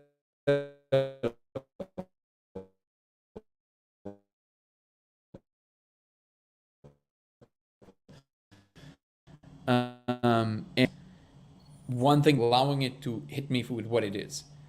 People are very quick at just putting a thing on it. They're like, it's this, or it's that, it's aliens, it's God, it's, I don't know, Zeus. Just let it be. Just let it do the thing. Absorb the magnitude of the thing if that's what you're experiencing, and then immediately go back to, ooh, tea. Okay. I find that to be like a very powerful tool. If you and it sounds, like a so what, but no, it's like it's a very difficult practice if you want to do it on a regular basis. I encourage everybody to try this. Like, you just sit there and you like bored. Okay, explore. What does that mean? Like, what do you mean you're bored? You don't like being here, right? It's like, what is it here that is uncomfortable to you? You need more. Maybe you need more stimulation. Okay, be with that for a second. So whatever it is, just allow yourself to not need that thing. I feel like that's a good. I always follow that as a good guideline. Yeah, the nature of the mind and for its ability to sort of explore or observe itself definitely has the impact of changing a person from being sort of, I guess, less active in their mind. It generally impacts and improves your mental function and your mental capacity to be reflexively looking at your own thinking and what and why you're reacting to certain stimuli around you. There's a lot of important things that can be recognized in those moments when you slow down, as opposed to, and so part of my meditation is to basically have that at the forefront pretty much at all times. It's part of what Jiddu Krishnamurti advocated for. If meditation is something that you're squirreling away to do in secret, in some room somewhere, then what good is it going to do you in the daily world and your daily life walking around? If you're not meditative in those moments in just the same way, then it's not going to, we're able to create that peaceful state of mind in the chaos. Then what are the chances that you're going to be able to, actually have it be effective in your life? It's not practical. So it is important to, and I think part of the Japanese sort of perspective on Zen is that the height of the Zen mentality is the height of the activity of Zen is collecting water and cutting wood. Like you were saying, that in the mundane things, to find yourself in that sort of blissful peace in the mundane things is the powerful sort of that. It's funny because people talk about powers and getting powers from this. Yeah. And it's like, that is the power. You don't understand how important that element of it is. And so that's why you're never going to achieve the true enlightenment, is because you're constantly seeking these powers. Trying to be special, yeah. There's all kinds of they have to go to this higher thing because it's like, no, it can't just be about this. It has to be about something else. It has to be about some power that I can get from. And it's like, no, dude, this is the point. And becoming one truly with this is the whole purpose of it. It's just it's because we take it for granted because it's so in our face all the time. But it's the you that you are, the I am, that is the holy grail, the golden nugget that, beyond all of this is that I amness. Yeah, it's another really great point that Terence used to make. Was like, it's Well, he didn't have a very favorable opinion of, the whole meditative enterprise. I would disagree with him there, but he was a very entertaining speaker. So he said, I tried all the ashrams and I shopped around in the spiritual supermarket, and I found it very unsatisfactory. And I'll tell you why. Nobody's walking into one of the ashrams with their knees shaking, because the whole enterprise is like, it's always push, push, let's find it. It's only when you encounter psychedelics and when you go, okay, and where are the brakes? Right. Because when you experience enough of this, like truly just, you go, okay, okay, what, how can I be here and enjoy this? Because it's just, again, it's unsustainable to be in that state constantly, and I think it's for a good reason. And to some degree, I do understand the excitement about being part of a larger thing, but I don't know if it's a product of age or education, or just enough life experience to give you what would be some fairly described as wisdom. But I do feel that if you're paying attention, you have to reach the conclusion of all the stuff you just said, which is, if you can't be happy here, you're not going to happy anywhere or when.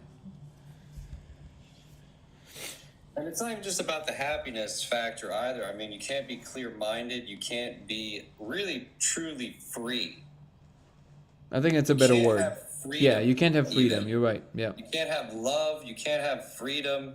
There's no positive mindset that can arise from the frenzy and sort of the chaos that arises without the meditative mind. And you ultimately are going to hurt other people as well. I mean, that's the sad reality of that also, whether it's intentional or unintentional. Yeah. And so part of the thing that I've started, I kind of have had as a journey through the past year or so, is to sort of go through this. So like I was telling you before, I have a practice, an educational sort of practice that I do for myself and that I've written about, called the Pentivium, right? So part of that is, so the 5 aspects of the Pentivium are purification, accumulation of knowledge, the exertion of that knowledge, balance, and play. Balance and play. And part of what we were talking about earlier with the whole, the balance effect of you can't be so pious all the time. It does require sort of, you can't be always on this like high level of consciousness. You can't always be sort of in that mode. It kind of comes in stages and rises and falls with experiences, and no matter how intense we can beat them, but we can sort of have this moment of clarity, and those kind of moments of clarity can give and giving ourselves the opportunity to have more of those moments of clarity is a positive thing. The purification stage I would describe as basically being the idea of having for me, it would be fasting, meditation, and connecting with nature. Yeah. So fasting can be anything from food to electronics. I mean, it really is just kind of like a general fast. Fasting, at least in most contexts, would be fasting from food. Mm-hmm. And so this has been shown to have a lot of health benefits, but it also has spiritual benefits as well, because of the willpower aspect of it. If you're able to go periods of time without eating, it shows that you're able to control your, the sensations and sort of control your willpower. Meditation obviously has many different kinds of meditation. I was talking with somebody who's from somewhere in Africa the other day, and they were basically saying that there's drums, that they use drums. Yeah. As a meditation, and that seemed like a very interesting sort of caveat. It's like, yeah, you can use whatever, really. There's no limit for meditation. And connecting with nature, which obviously would be, for the Buddha, was sitting under a tree And if you look at what the Buddha did, he literally is just fasting, meditating, and connecting with nature. Yeah, That's a I, perfect I template. I always say you vote with your actions. So the universe registers your actions. It registers, and I guess you can say also your state of being, but I would call it an action. And I had this conversation with a friend of mine recently who's really big into, the whole like we're waking up kind of thing. Not, I don't mean it in like a derogatory way. Like I was a very successful, beautiful human being. But we were talking about this, like how he reached this like level of like, real balance with the family, with the wife, with the kids, and he's like, and I'm just completely detached. And I was like, well, you won't know that until you vote with your action. Like you don't know that until if you're willing to walk away from all of it. Like if you're talking about it from the Buddhistic perspective, like, you're supposed to, like the idea is that you detach from everything, from not just the state of affairs as it is now. You take action in that you show that you have no longer need for these attachments whatsoever. You just like completely relinquish everything, which is really an unthinkable thought for most of Western people. But Yeah. that's also, I guess, in Carlos Castaneda's book. That's basically the kind of like the spoiler alert. That's kind of like the bottom line, right? And the question is, and I told him, look, the way that I see it, because I think I understand this to some degree, at least in this moment, or maybe in this lifetime, I blissfully live under the, I don't know if you want to call it delusion, but I blissfully live with the fact that I know I'm not relinquishing all of it, and I know that if I truly want to be free, I need to. But either I'm not ready, but like I don't know, but something, I don't know if it's another trap, but something tells me that at least being aware of it is somehow giving you some points. But I'm pretty sure in the end of the day that's not true either. Like if you vote with your action, the only way because otherwise it's just like the addict saying, "No, I can quit anytime." It's like, sure, well, quit. And that's a difficult thing to go through. Did you generally remove yourself from society to a large degree? Do you what is your interaction when you go into like romantic relationships or just close friends? Like how does that look? Oh, I mean, I have a few friends and I have very few relationships throughout my life. I mean, I'm kind of a handsome guy or whatever, but it's one of those things that in my younger years, it was a lot easier to have relationships because I sort of leaned on my looks more or less. But it's not been an easy experience because I'm kind of an eccentric, at least from, and especially back in the day when I was like a lot younger. I mean, because I had this perspective then. If you can imagine, like thinking about, well, this isn't real reality. This is a simulation. This is like, it's like a video game. People do not respond to that in a way that is like, Well, I okay, feel, but I don't know. This is the first thing you said that I feel like I might not fully align with that, because I feel like I'm much more with David Chalmers, which is that if you're experiencing this is real. It's the fact that there's some kind of a larger frame, sure, but as long as you're in this frame, this is real. If you fall on a sidewalk and hit your knee really hard, and I come and it's like, dude, don't worry, this is just a simulation. It's like you're like, get the fuck out of here. It's like it hurts. It hurts. It's real. So that this is, you know what I mean? Like this is it. Like this is where it's at. And it's beautiful to know that there's a larger frame if you can access it. It sounds like you did a lot of work on yourself, and you might even be among the few that managed to expose yourself to that actually experientially. But when people ask me, for, I don't know if you can call it a practical advice, but like something more concrete around this process that we're going through, I always say, look, one step at a time. Like you want to read a book, you want to take a meditation course, great. But you still have to brush your teeth, make sure that there's not too much dissonance that you're creating in for people around you, because it has to glide. It can't be like, Right. or Well, I would again, even argue that you can't start reading unless you've gotten to the right frame of mind to be able to even process that information in an appropriate way. That's why I'm advocating for the purification as the first stage, and then the accumulation of knowledge after that. You kind of have to empty the cup in order to fill it. that's a tall order, man. The emptying of the cup is a difficult Yeah. process. Yeah. But that's what I think the plant medicines are there to do. To be honest, I think that that's part of their role, is to empty the cup. For a lot of people who have a hard time with that, like most people cannot meditate. A lot of people can't, or they find it very difficult to even conceptualize. Or they think they do, which is the biggest trap. Right. It's more of a trap. It's a psyching yourself out that you just feel like you can't do it. So it's one of those things. I think that is, like you were saying with Terence McKenna, putting on the brakes. How can I put on the brakes? For a lot of people, it's hard to get to that point with the psychedelic, or with the medicine, the herbal medicine. It's kind of forces you to that point, full stop. And but to get back on the point, I think that the emptying of the cup is essential, and it takes a lot longer if you're just doing meditation, fasting, and connecting with nature. It takes longer.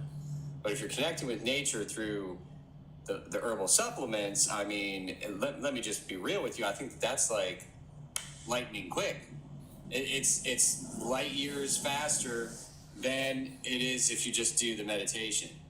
Well, we're taking the system, you're pushing it to the limit, so you can. It's kind of like around a black hole. You can see a lot more interesting things happening, which can allow you to know things about whatever's going on in a more, substantial way.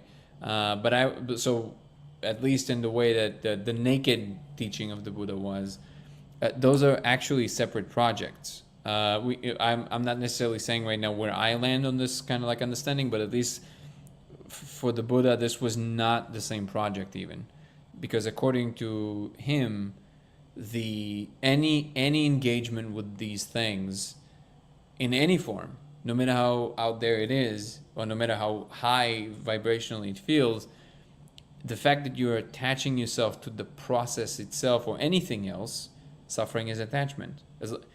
Full stop. As long as there's attachment, there's suffering, no matter what.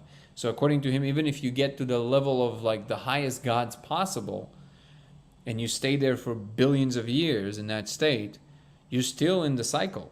You're still in the suffering cycle. It's just you don't. It's just a very long wave. You don't see it, but it will go down.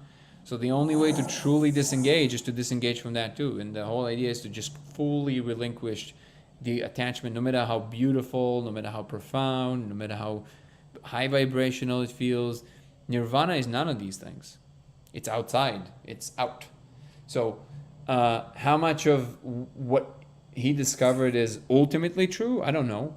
It also makes sense to me that maybe he couldn't have possibly discovered the whole thing because he was still tethered to his time. And back then things were different. And you can always argue that maybe he did because he saw beyond everything. I don't know. Even in that space, somehow my mind tends to drift a little bit towards more realistic ways, which is that it doesn't seem plausible to me that one being within reality discovered the ultimate truth for the ultimate, like forever for everybody.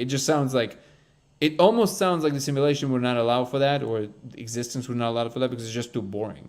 Like the whole point of it. Yeah, I think that part of me thinks that is the case. Yeah, because it has to have edges. existence If you're God, you always want to leave this ever unfolding edge of existence that is outside of your own inspection. Otherwise, you just know everything, and then it's just boring. You know what I mean? Right, exactly. This is sort of the microscopic to the point where it's unpredictable.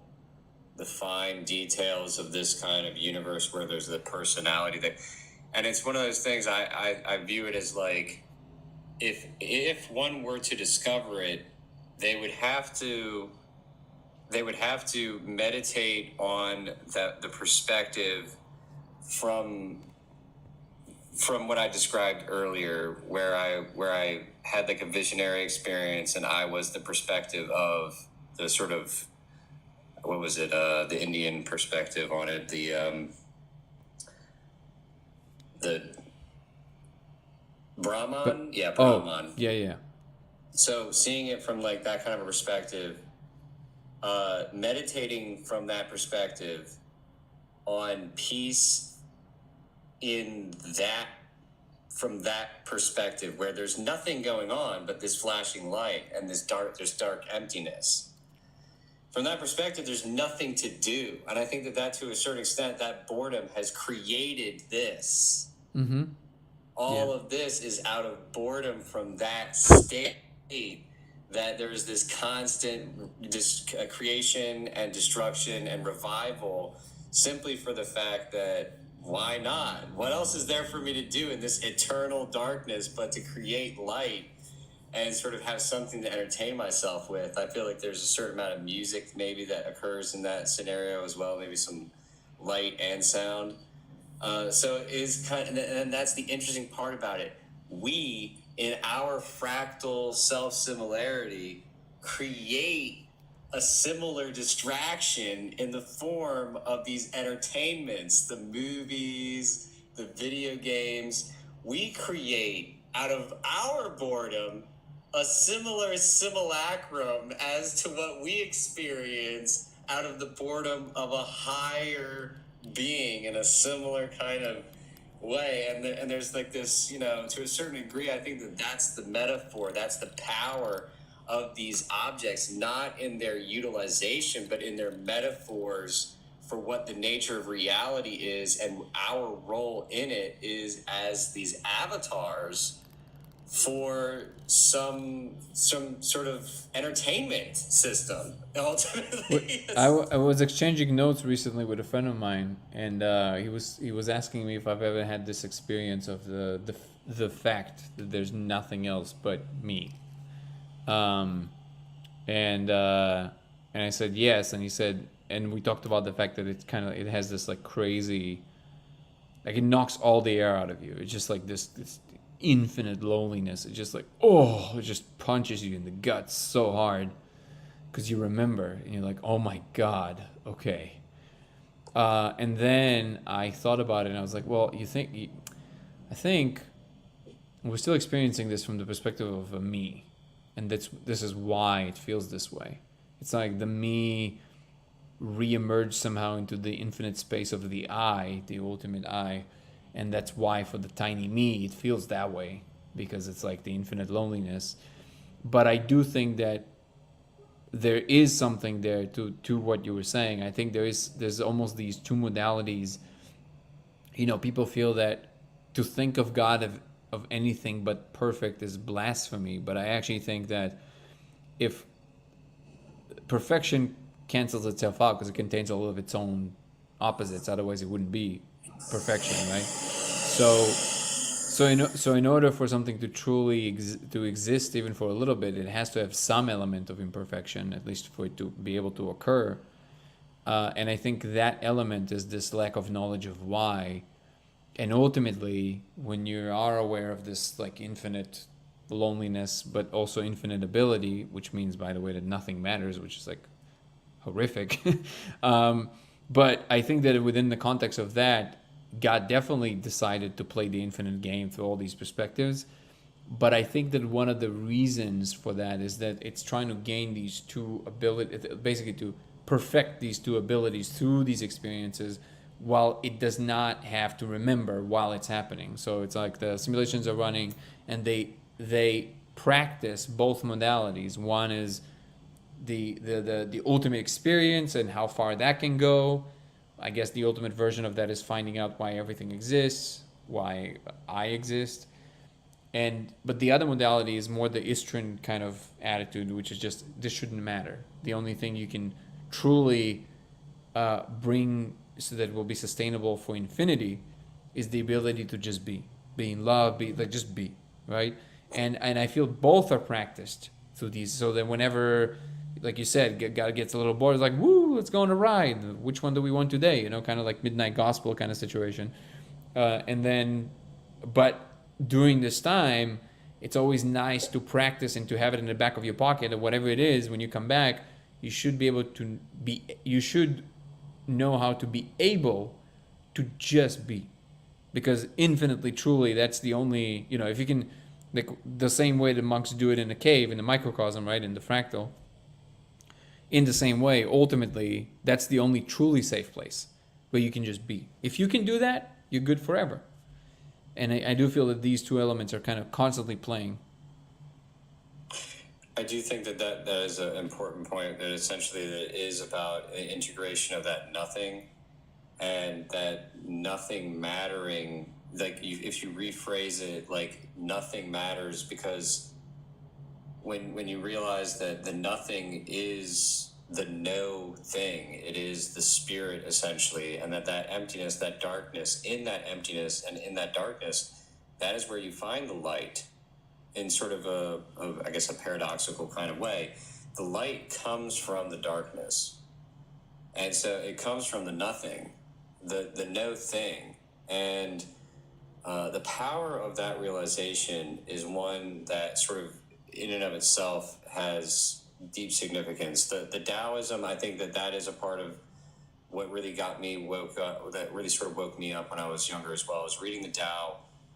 And certain aspects of it, the fact that you can't really, language begins to sort of falter at the deeper levels of description of this, because when you say nothing, is you say nothing matters, it has that phrase can That's so funny. ways. I didn't think of that. That's awesome. Yeah. So it's a powerful, and so when you reframe it in that context, this is beautiful. Yeah. When you reframe it in that context, it makes it seem, it's like for instance, I have a daughter. Her birthday is 9/11.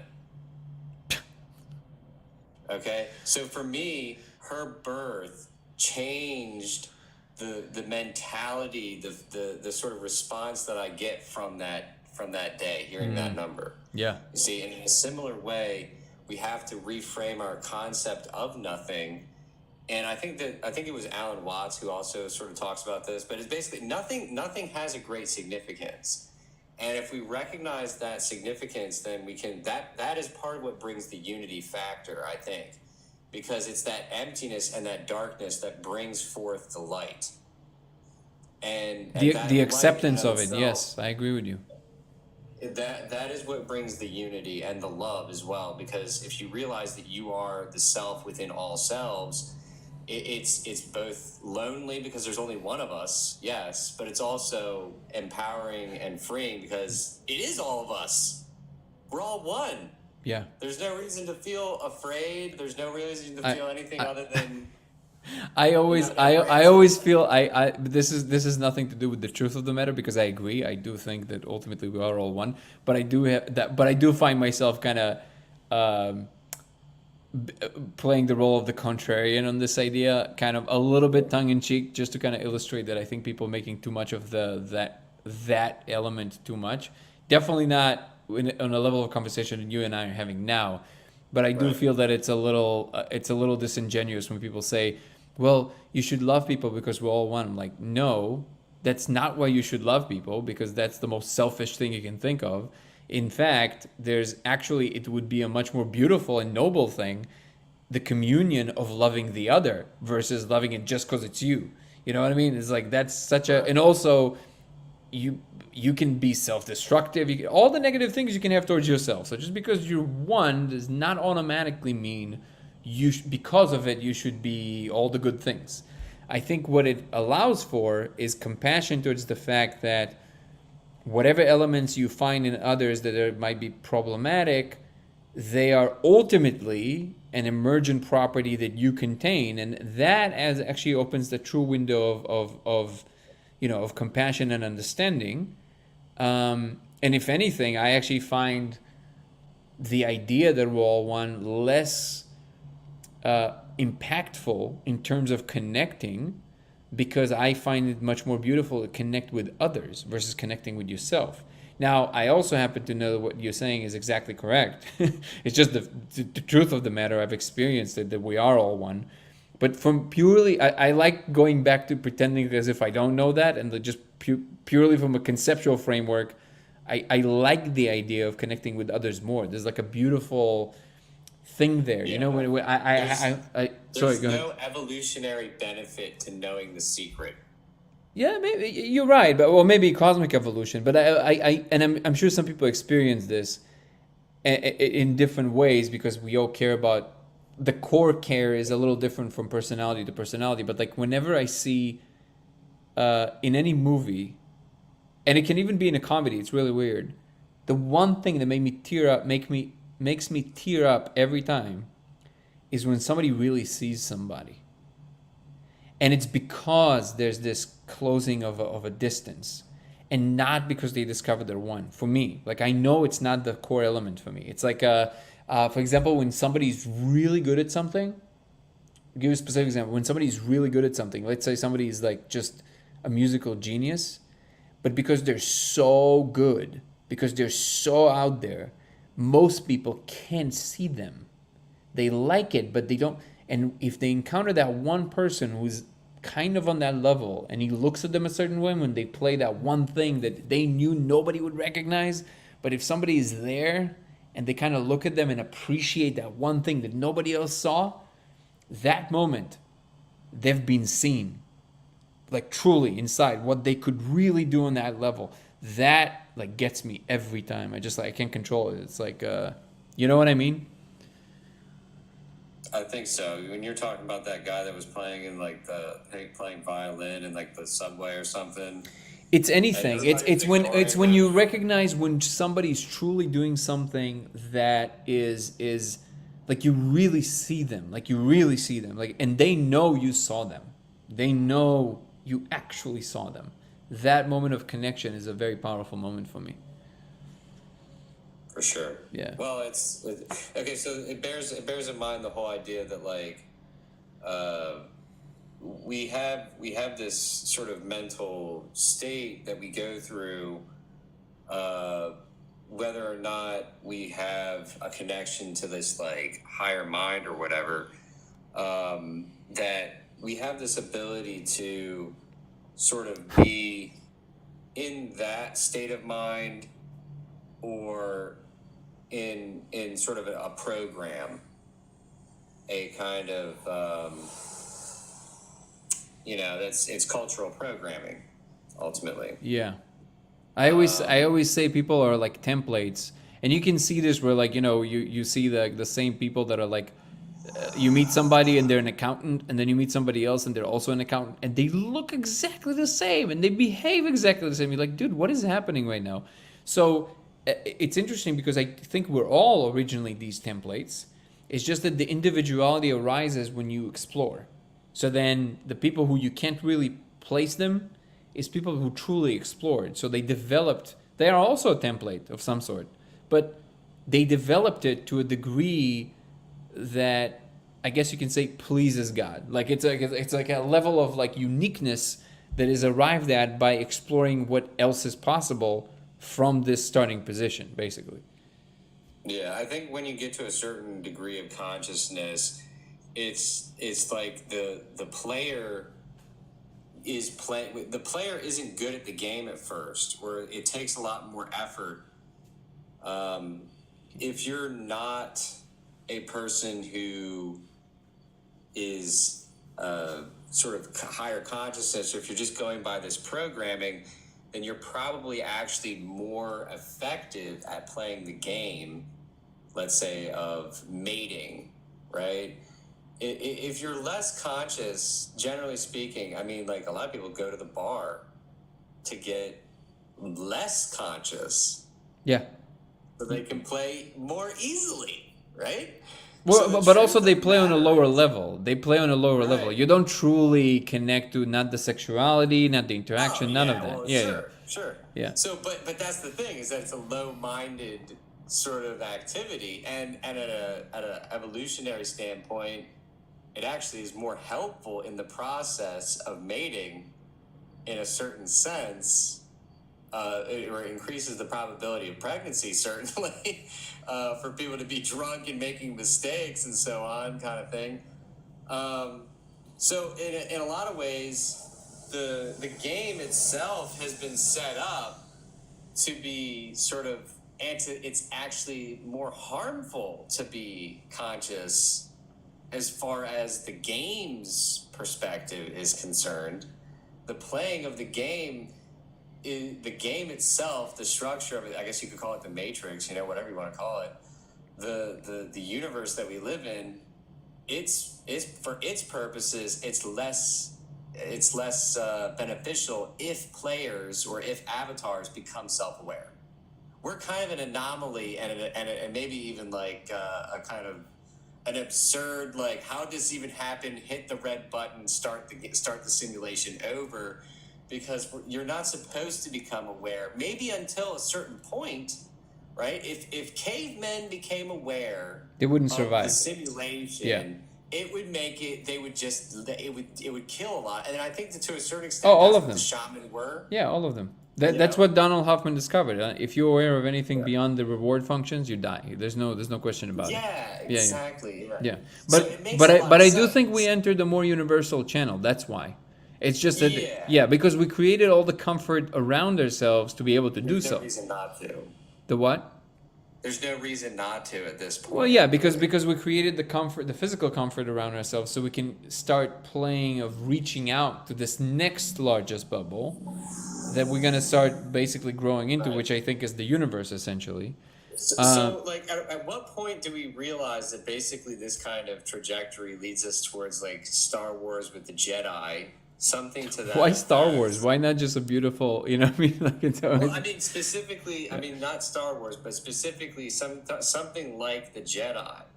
oh, where- like fully controlled, like integrated with the matter and all that stuff, the Force. Well, maybe not as strict as the Jedi was depicted in Star Wars, but like essentially a way of creating an education, let's say, that enlightens humanity and leads it towards not the insanity of the current model that Yeah. is taking place. No, I think we're already starting to play with that, and I think ironically, the technological story is actually part of it. I know we have a very big yeah. tendency to demonize it, but I don't think technology itself is a problem. It's how it's implemented, and it is a reflection of what we are. So we just need to be better. So the technology is going to be more, aiming towards the good, so to speak. But I do think it's already starting to happen, and I am a big believer that there might be certain technologies, like really futuristic things, that unless you have a particular kind of mind, you won't even be able to engage with it. Not in terms of building it, but you won't be able to experience it. So, like if let's say, probably warp drive is a very low hanging fruit, and it's not even probably as crazy as where the level that I'm talking about now. But let's say something like warp drive might be that what's missing is not just being able to build the right physical thing that will allow for the warp drive, but you might also need to have a particular mind with a particular wiring that can actually engage with that possibility. So it might be, even if you climb into a vehicle that can do that, you won't be able to go because you can't experience it. Literally, your mind cannot. So you have to actually expand the ability of actually trying to do that. And I think that's essentially kind of like, if I have to think of it in terms of like the Jedi, right? So you have to have a particular kind of abilities as far as mental states and ability to what you can actually render that will give rise to the possibility of these things. So I'm fully with that idea. Yeah, it's one of those things. I think that the only way that, it's very much like Dune. The only way that we're going to ever be able to travel in any kind of meaningful way is going to be through the mind and a lot of interface with that, as opposed to the thinking that it's just, if you just make the rockets big enough. Yeah. it's Well, it's a like- very linear. It's okay. It's a very linear thinking that always get proven wrong, but that's fine. It's also part of it. I do think that the difference between jumping from 0 to 1 in Kardashev scale is not just technological. It's actually like in the mind. And it's not quite that you just kind of like see in the mind. You literally create a different reality because you jump the level in the mind. You can, if you eradicate fear, if you engage with meaning more substantially, you can start understanding some possibilities that you simply couldn't see them before. And like you're exactly right. We always think of it in terms of what already exists. When CDs were around, we're like, okay, how small is this thing gonna get? And eventually, it's just like, it's not even a CD. It's just like now everything is stored in a cloud. So nobody thought about that, right? Well, forget about the fact that now they actually found a way to instantiate more information in CDs again than ever imagined. So we're going back to that. They actually, I don't know if you know this, but they found a way to put something insane. I don't remember what it was, but like some petabytes. I don't know how to pronounce it. On a regular CD-ROM. And that's going to be the way to basically, because you're going to be able to store like a bunch of information without the giant hard drives. But anyways, I digress. The point is that it never follows, or rarely follows, what we thought it's going to be. And I do think you're right. I think the next big evolution is going to be something through a combination of something like Neuralink, because it is playing with what the mind is capable of in general, like what you can actually appropriate. There's definitely a lot of untapped potential when it comes to the brain and regards to like the unconscious part of the brain versus the conscious. I think the subconscious mind has a huge potential impact as far as if that can be hacked or something like that, as far as the Neuralink. But yeah, I do think that technology, AI, and a bunch of other things, I mean, as far as getting information and just being informed, there's a lot of intelligence there. But then as far as wisdom and as far as just a general sort of understanding practice, I think that there's a certain amount that could be gleaned from fractal geometry and sort of the understanding of geometry. That's why I think that the trivium and quadrivium are so important. The classical liberal arts, those taught about geometry in the quadrivium. It's math, geometry, music, and astronomy.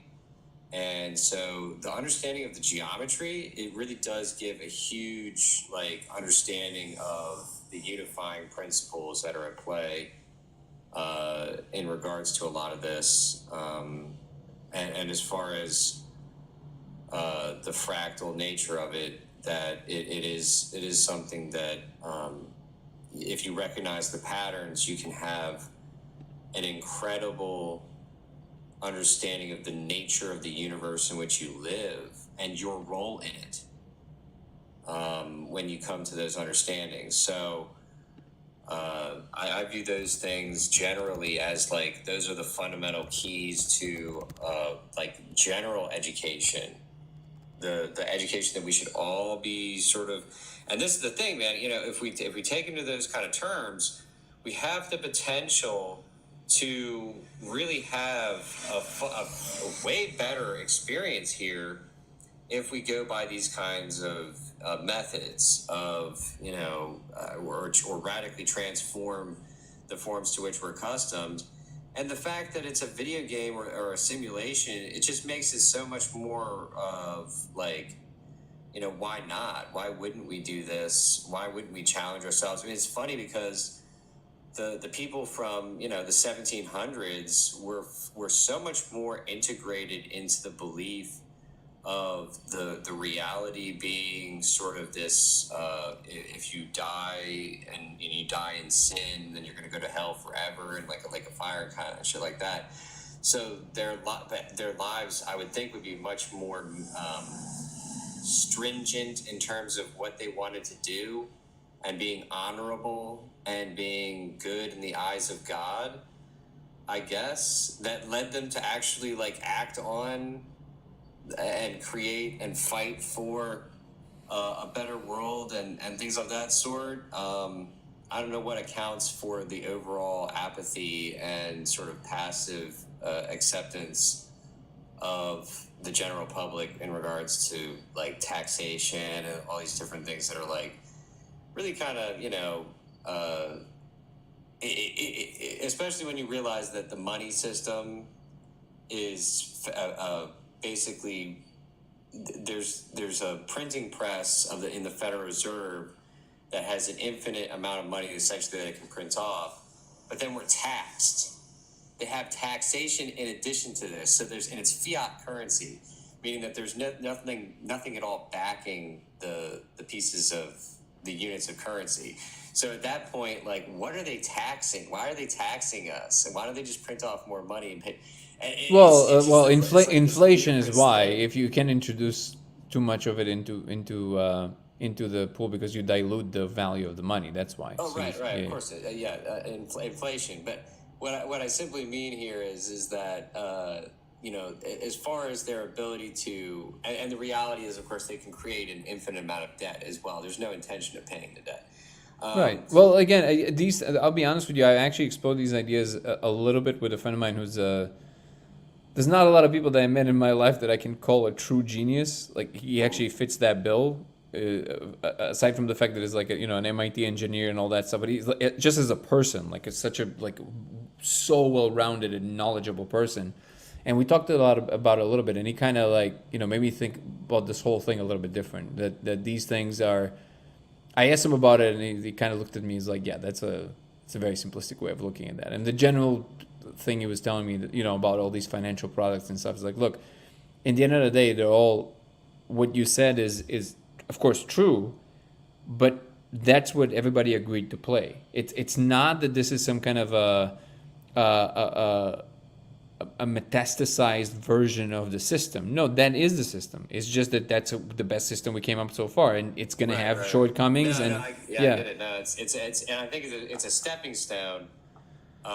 It's definitely something that it was necessary in its time to create. And I actually have an economic theory about this. So it's a matter of value. I think that if we can figure it out, we should definitely move to universal basic income and figure out a way to encourage people to find more meaning. Because ultimately, what is all this for? Ultimately, we want to have good lives. So if you can achieve this by any means, if you can have the majority of society enjoy things like hobbies and explore new ideas and domains and have enough money not to just eat and have a roof over their heads, but enough money to travel and explore and all that stuff. And people who want to be workaholics and want to invent, they're still going to be doing that. That's all good. It's all fine. It's just a matter of how we arrange it. But I do take your point that ultimately it's also important to question these elements so we do get to this place of creating a better system. And I really love what you said about actually you started with this when you just came on, which is that it seems like the simulation is pushing us to, if it is a game, okay, how do we create a better game? Because why not? Right. Yeah. Yeah. For me it's almost midnight. I think I have to return into the puppies. Pretty late. Listen though, man. The thing is, I've been doing this for over 10 years. I started my first book back in 2013, I want to say, or somewhere around those lines. And I finished writing it in 2015. And it was about an alchemical renaissance that I think is necessary. And by alchemical, I mean the sort of the spiritual alchemy, yeah. Yeah, the realization of this sort of perspective, and that it's ultimately about a discussion and about people having this conversation. So I appreciate you having me on and everything. I think that this is a big part in the process of sort of transcendence, of transcending this old model that we know is obsolete, that needs to be transformed and transcended into something that's obviously far more organized and makes a hell of a lot more sense in terms, like you were saying, universal basic income and people being able to actually have a better game, a better version of the game. So yeah. Listen, man, seriously, this is one of the more enjoyable conversations I've had in these lives. Thank you so much for that. You're always welcome. Please come on whenever. I saw you guys' comments, by the way. I was just trying to stay as much in the conversation as possible, and it kind of takes me away. I am pretty ADHD, so if I start answering too many comments, I forget what we talked about. And one small thing I saw all your comments, V. I appreciate you, but they definitely fall within, but they fall very much within the frame of what me and Matthew were talking about the being enamored by the special power. This is comments that were on YouTube. They're all about moving in time and holograms and all that stuff. So it's not like I'm saying people shouldn't think about this or be excited about it. I am saying, however, that if it takes a substantial amount of your mental efforts throughout the day in a way that takes you away from the just enjoying a cup of tea, let's say, on a regular basis, and it kind of starts spinning you out of control, I'm less in favor of that. Now, it doesn't mean that it should be this way for everybody. People have different minds. I personally, at this point in my life, less interested in that and more interested in how I can be just equanimous and happy. And doesn't mean I always succeed, but it's kind of like my aim. And this is, I guess, because I'm on that hobby horse, I recommend it for everybody. But that's where I stand on all these points about. And that by the way, anybody here that like, when we talk this talk about like, yeah, but what do you think about the thing and the 5 dimensions and can we move in time? And listen, like everything we just spoke with Matthew about, that's what I'm much more aligned with, which is like, yes, all these things are incredible. But if you don't have a good base and you have a good, like, you're rooted, then you can truly enjoy them versus being like constantly like moved around and confused by these things. So that's where I stand. Matthew, I'm definitely getting your book, 100%. I'm hopefully you're as good of a writer as you are a speaker. So it'll be fun to read and exchange some notes next time we chat. Please also, if you don't mind, because I'm in like with 2 devices, and the second I adjourn here, I immediately have to take my puppy out so he doesn't pee on the floor. So I don't want to forget. If you can please also email me so I'll remember and we'll stay in touch aside from TikTok. Again, it's lasersimulationx@gmail.com. I'd really appreciate it if you shoot me an email as well. Okay, sounds great. Love and appreciation. We are one self. Love and appreciation, brother. Thank you, everybody, and see you tomorrow. Ciao.